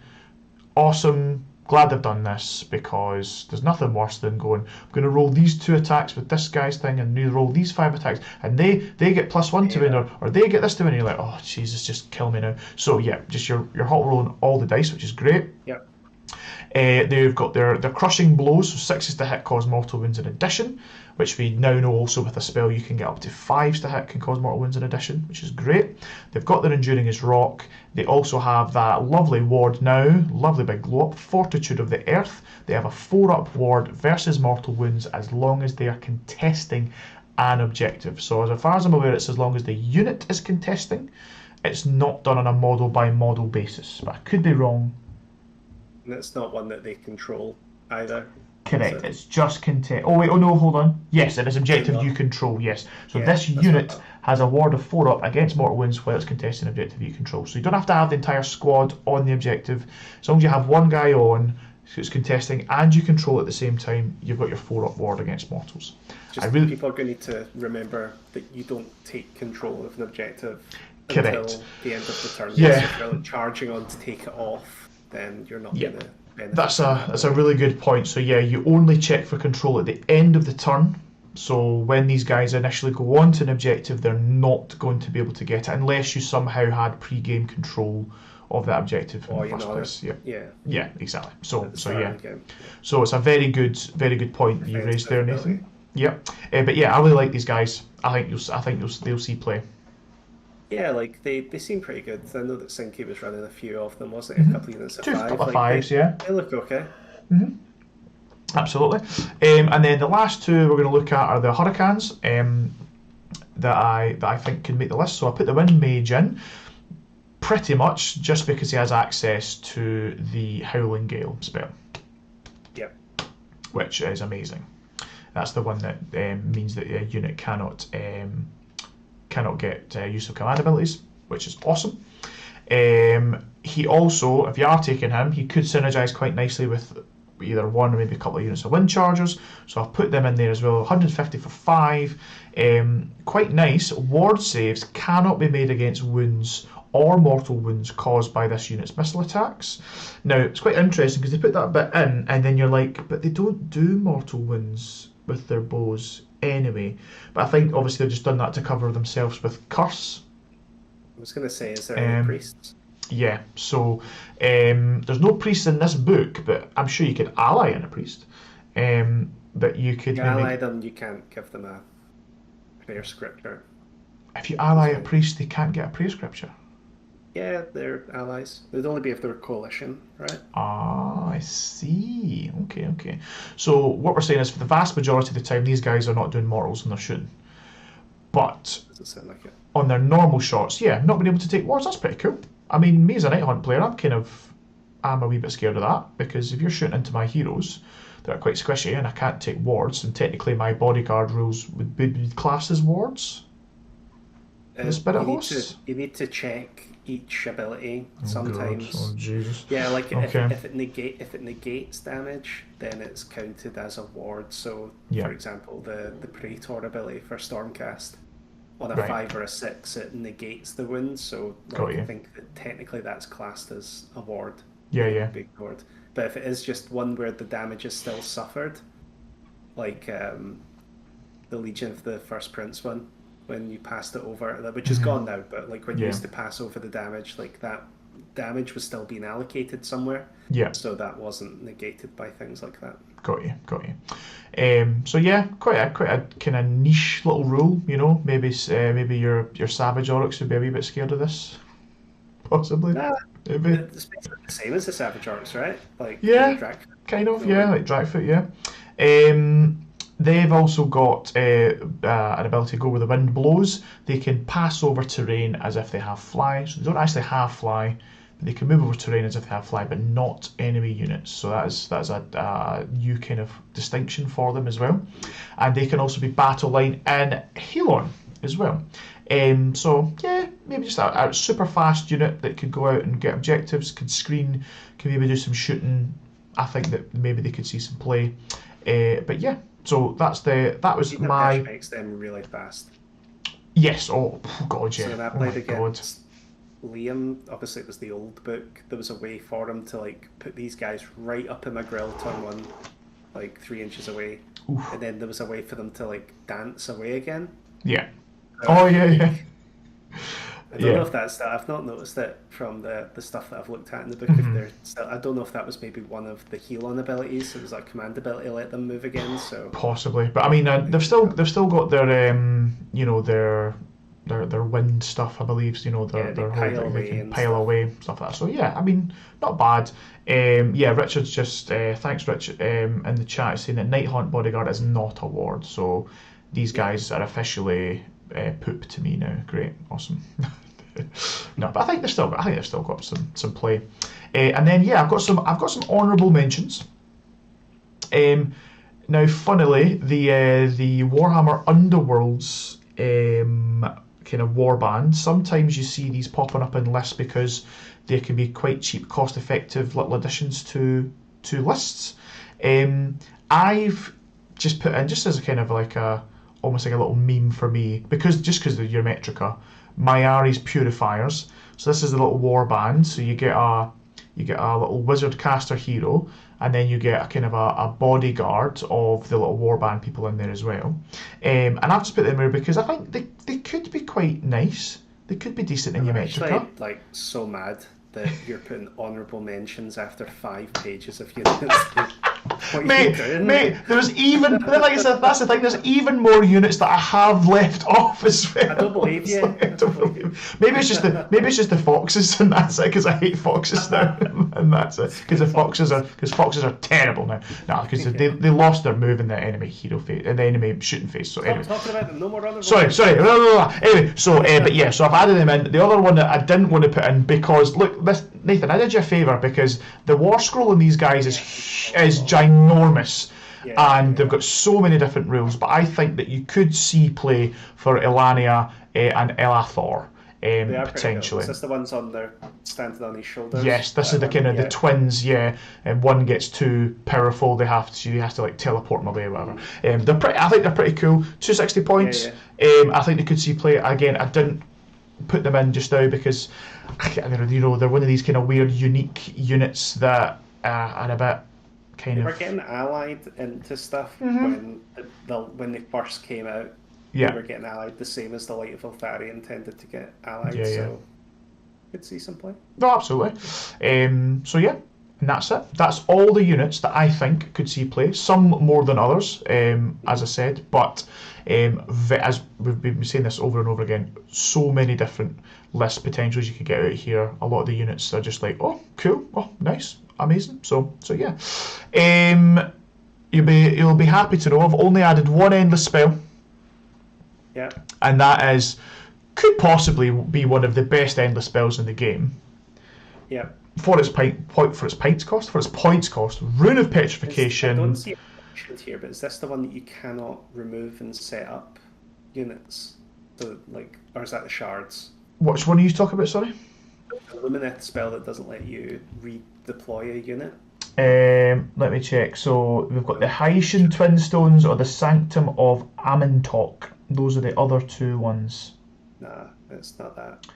So the Haitian Twin Stones, that's the one for like it builds up spell power, and then you can unleash it, and it gives you like +6 to cast or something like that. And then the Sanctum of Amintok. Subtract 1 from hit rolls and add 1 to save rolls for target the model that summoned this endless spell. It's the other. I was talking to Sinky about his spells that he was taking, and it's the Shards of Valgar. So it's Valgar, the one that halves the move, right? Got it. When he was telling me, I thought it was the Lumineth one. Oh, I see. Right, okay. No, that's fine. But yeah, I think Rune of Petrification, that stands out to me as the best of the endless spells. It's amazing points cost as well. 40 points for this thing, right? So 8 to cast. You set it up wholly within 18, so I'm quite a big range. And then it's got its turn to stone ability. So at the start and end of the movement phase, you roll a dice for each unit within 6 inches, and on a 4 it suffers D3 mortal wounds. In addition, you subtract 1 from run rolls and charge rolls for units wholly within 6 inches. So it's quite a small bubble, but if you obviously set it up right, and you have the choice over that setup, then you could mess with people's movement and charges. And the best thing is that this with KO. Oh yeah. So this was a list that did really well down at the LGT. Am I right in saying it was it Stephen Follows? I want to say the guy's name was. He was playing it before then, and he's been playing it for months. Oh, good. Yeah. But no, he did really well with it. I think it was either 2nd or 3rd overall he went, and yeah, it was double clad with Rune of Petrification, and it's just awesome. So Kay obviously spelling the bottle, but even just with Lumineth, you just put this out at a really good range, and it will double tap. So you get 2 goes of every unit that's in that 6-inch aura. On 4-ups, you can do D3 mortal wounds. If you've got the ability to get a double turn into them, then it can trigger 4 times before they then get the ability to just move away from it. Okay. Yep. Now they still have the ability to try and dispel it, but it's on an 8, so they need to roll a 9. They need to roll a 9 to get rid of this thing. I think it's an amazing endless spell, and I think you will see it quite a bit. And yeah, I'm 100% eyeing this up for KO as well. I think this is so good, so undercosted. So yeah, I think they've got one to watch here. And then yeah, I've also just done other solid picks as well. So it's basically the exact same ciphers each. Cogs, Purple Sun, Spell Portal, Horrorgash, Gnashing Jaws, Geminids, Quicksilver Swords, Shards of Valagar, Soulscreen Bridge, Burning Head, I think could all potentially see play in multiple builds here, because let's face it, you've got an army full of wizards, so you've got loads of different options here, guys. I know you can only take 3 end of spells, but yeah, I mean there's loads of different options here. So yeah, so that's us, Nathan. We've got to the end of the book. We've got one list that we're going to have a wee look at, and then that's going to be us done. But before we move on to the list, is there anything you think we've missed or you'd want to add on at this stage? Just the terrain piece that's on the next page of your slide. Oh my god! There's another slide! Right. Oh my god! Yes! Oh god, I could have just fit that onto the one slide. What was I thinking? Yeah, so we've got the Shrine Luminor. As far as I'm aware, hasn't changed a bit.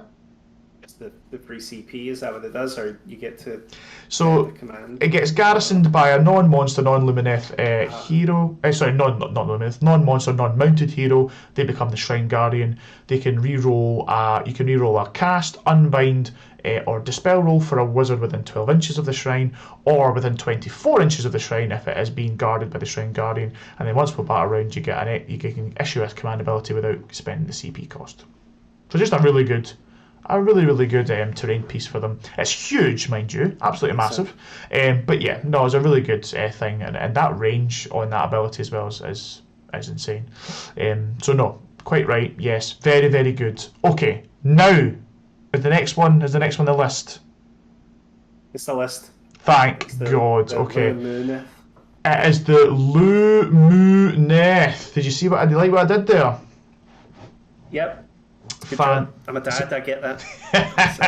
Some good stuff. So I've very quickly kind of put this together now. I know what you're going to say. You're going to say, DJ, that list is 2,005 points. Okay? But it's not because this is old costs. Okay? Because because you can see the Sentinels are 165 instead of 150. So this was just something I very quickly did on War Scroll Builder. So believe me, it is under the 2,000 points limit. Don't worry. So I just want to check. You went into War Scroll Builder, you copied the text. Yes. You paste the text. Yeah. And I didn't correct the points. 100%. Never changed, DJ. Look. You saw the size of the PowerPoint presentation I put together. When I got to the list, I just wanted it over. Okay, so I very quickly did this, right? So yes, it is the Lumineth. We're taking into Alarith here. We're going Alarith heavy, so let's get into it. So I've went for Eumetrica Aelves, which is allowing me to negate -1 and -2 rend on all of my Stone Guard and my Stone Mages. We have then, Avalanor as well, the Stoneheart King. We've then taken as a grand strat the Alarith Aftershock, which means I just have to have 2 Alarith units contesting objectives at the end of the game. Easy peasy, I've got hundreds of Alarith units. I've went double Stone Mage because I like to have a wee bit of, what's that word where you have one more than what you need in case it dies? Redundancy. Thank you. So we've got redundancy. I keep wanting to say contingency, and it's not the case, but I mean, it could be. It's technically a contingency. Technically contingency. So I've went for double Stone Mage. We've got the General. He's got the unyielding toughness. That's the one where he gives the extra wounds out in the 6-inch bubble, okay, which is nice.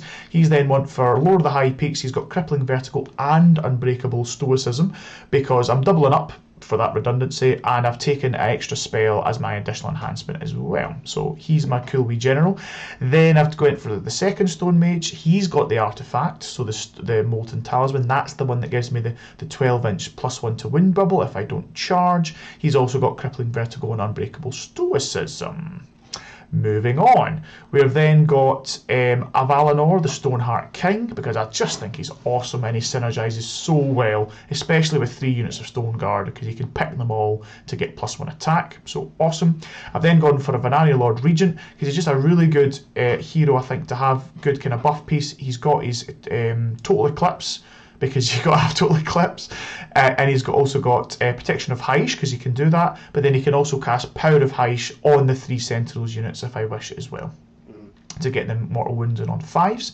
We've then went for 3 10s of Alarith Stone Guard, because why wouldn't you? We're Alarith, we want to go, we're Ymetrica, sorry, we want to go Stoneguard heavy, so we went for 3 10s of that. So you can get one of them up to 30 wounds to then sit on an objective potentially, and then you can get them all in a nice bubble of +1 to wound. You can get one of them on 5s to hit, do their crippling blows for the mortals. It's pretty good stuff, and also get all 3 of them, all 3 of the units +1 attack as well, thanks to Valinor as well. So awesome. To support that, so that nice little stone castle that I've got some shooting. So we've got the 3 10s of Sentinels. They've all got speed. Well, not all got. So again, I've tried to double up on most of my spells again for the redundancy. So some have got speed, Total Eclipse. We've also got some Ethereal Blessings in there as well to get ethereal saves on a unit, which is quite good. And then, yeah, it's all wrapped up in Bounty Hunters for the Stoneguard, of course. We've got Expert Conquerors for the Sentinels, because why not? And we've got Command Entourage to get me the additional enhancement of the spell for the 3 heroes, Stone Mage, and the Lord Regent. And I think altogether, that is... Oh, let's see. So if that's 150 each, so that's 30, 45. He's been up by 15. I think it's 1970. Or 1975, I think, in so total. Trying for Indomitable as well. Right? Yes. Sorry. So that's...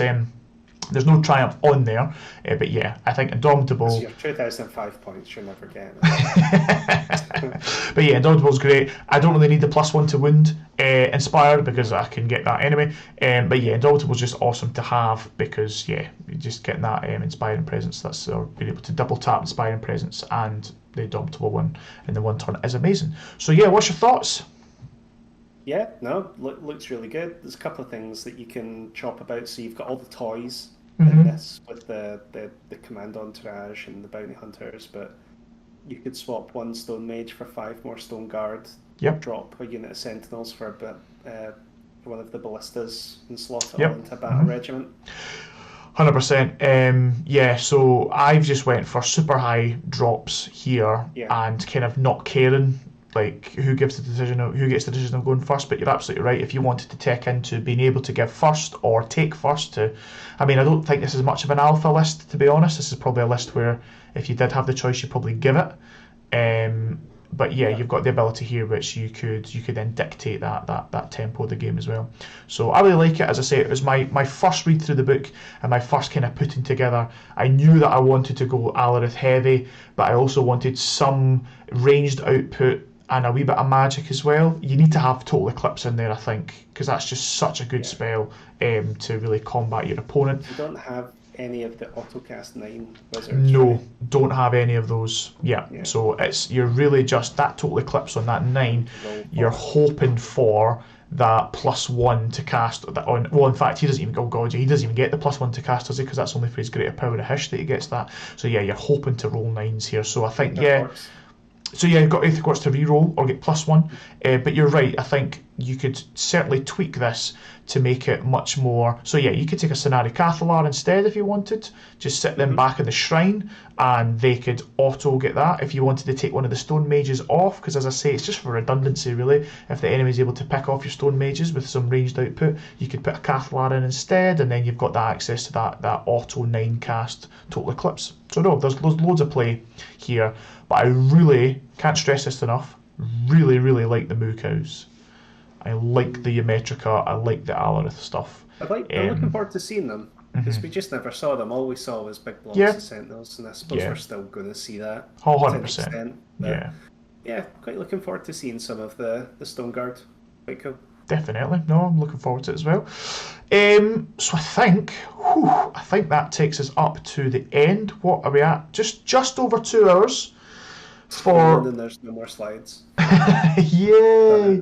We did it. We completed it. So yeah, just over 2 hours. Obviously, this is as we said at the start, this is a big old book, big old tome, and that's with we've not even spoke about every unit. I've tried to leave stuff off that I genuinely didn't see as being competitive. As I say, the Foxes didn't get much love from me. I might be wrong. By all means, if you think I'm wrong and you think they are worth it, comment down below and tell me how wrong I am.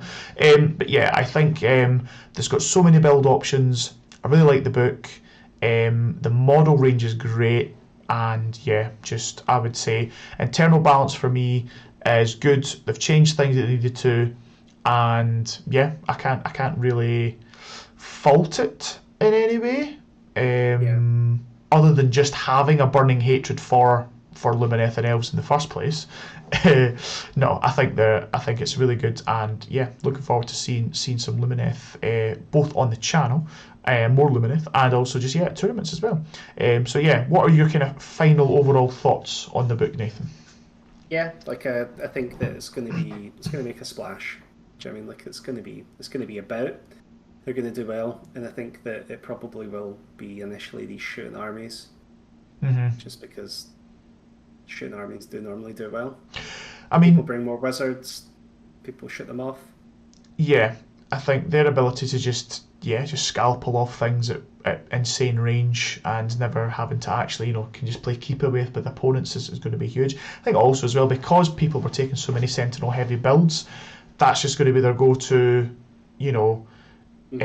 it's a lot harder to completely go from your Sentinels and Wardens and go, oh, actually, but I need to go and pick up 30 Stone Guard now, and I'm actually going completely the other way.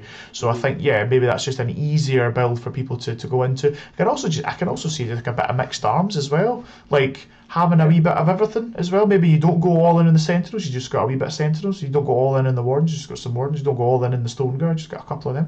I think that there's lots of play for that as well. Just having a wee sprinkling of everything. It's conducive to that with the way the battle line works, isn't it? Like you take one unit of Wardens and it opens up battle line to other things. Like, correct. So.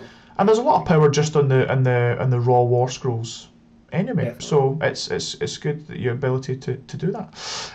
So yeah, all in all, very happy, and I'm sure all the Lumineth stands are pretty happy with their book as well. Well, I hope that they would be. So that takes us very nicely up to the end. So thank you so much for watching, and if you've made it up to this point, just thanks a lot, guys. And if you haven't already, please make sure that you like and subscribe to the channel, and please let me know. Comment down below. Comment if you think that we've missed anything, if you disagree with any of the points that we've raised, or if you agree with any of the points that we've raised. Please let us know. Pad our egos. It's what we're here for. The other thing I want to do is just thank again our sponsors. So Riath, he's been a very vocal kind of pro Aelves. He's a Lumineth player, and he loves his elves, so he's been very vocal in the chat, I know, and that's been he's got his final wee thing in there. He's saying, especially, so this is when I made the comment of it's hard to segue from one build into another, and he says, especially with Stone Guard being unobtainable from Games Workshop for so long. Oh dear. So it looks like sold out. But thanks Ria, thanks for sticking around, and thanks for everyone else for sticking in and having a wee comment in chat. That's been good to get your input as well. Thank you to our patrons. We have a new patron now. So along with JP and along with Cara, we also have Mr. Craig Graham. So thank you very much for supporting the channel. It means so much to me, so thank you very much. And it just helps me be able to fund this little project and hopefully grow it and make it much bigger. And thank you, Nathan. One last thanks for you. Thank you for joining me tonight and for talking about Aelves for 2 hours and 7 minutes. Never coming back. That suits me absolutely fine, mate. That's not only joking. It's great to have you on, mate. But thanks so much again. And I think that's us. Any final thoughts from yourself, Nathan? Nope, none. Love it. Perfect. Please don't make any more slides. Well, you get away to bed. I know that you must be tired, having all the bairns and that, and your uni and your work and what have you. So you can get away, and we'll catch up with you next time. When's our next Battlecry, Nathan? Monday, Halloween. Oh, yes, can't wait, a wee Halloween thing. So I'm hoping to get all of the content put out there into the Twitter sphere and Insta sphere to let everyone know what's coming. But we're gonna have quite a packed month, guys. So tune in for that. But that's us. Thank you so much, and we'll see you next time. And remember to answer the call. Thanks, guys. Bye bye.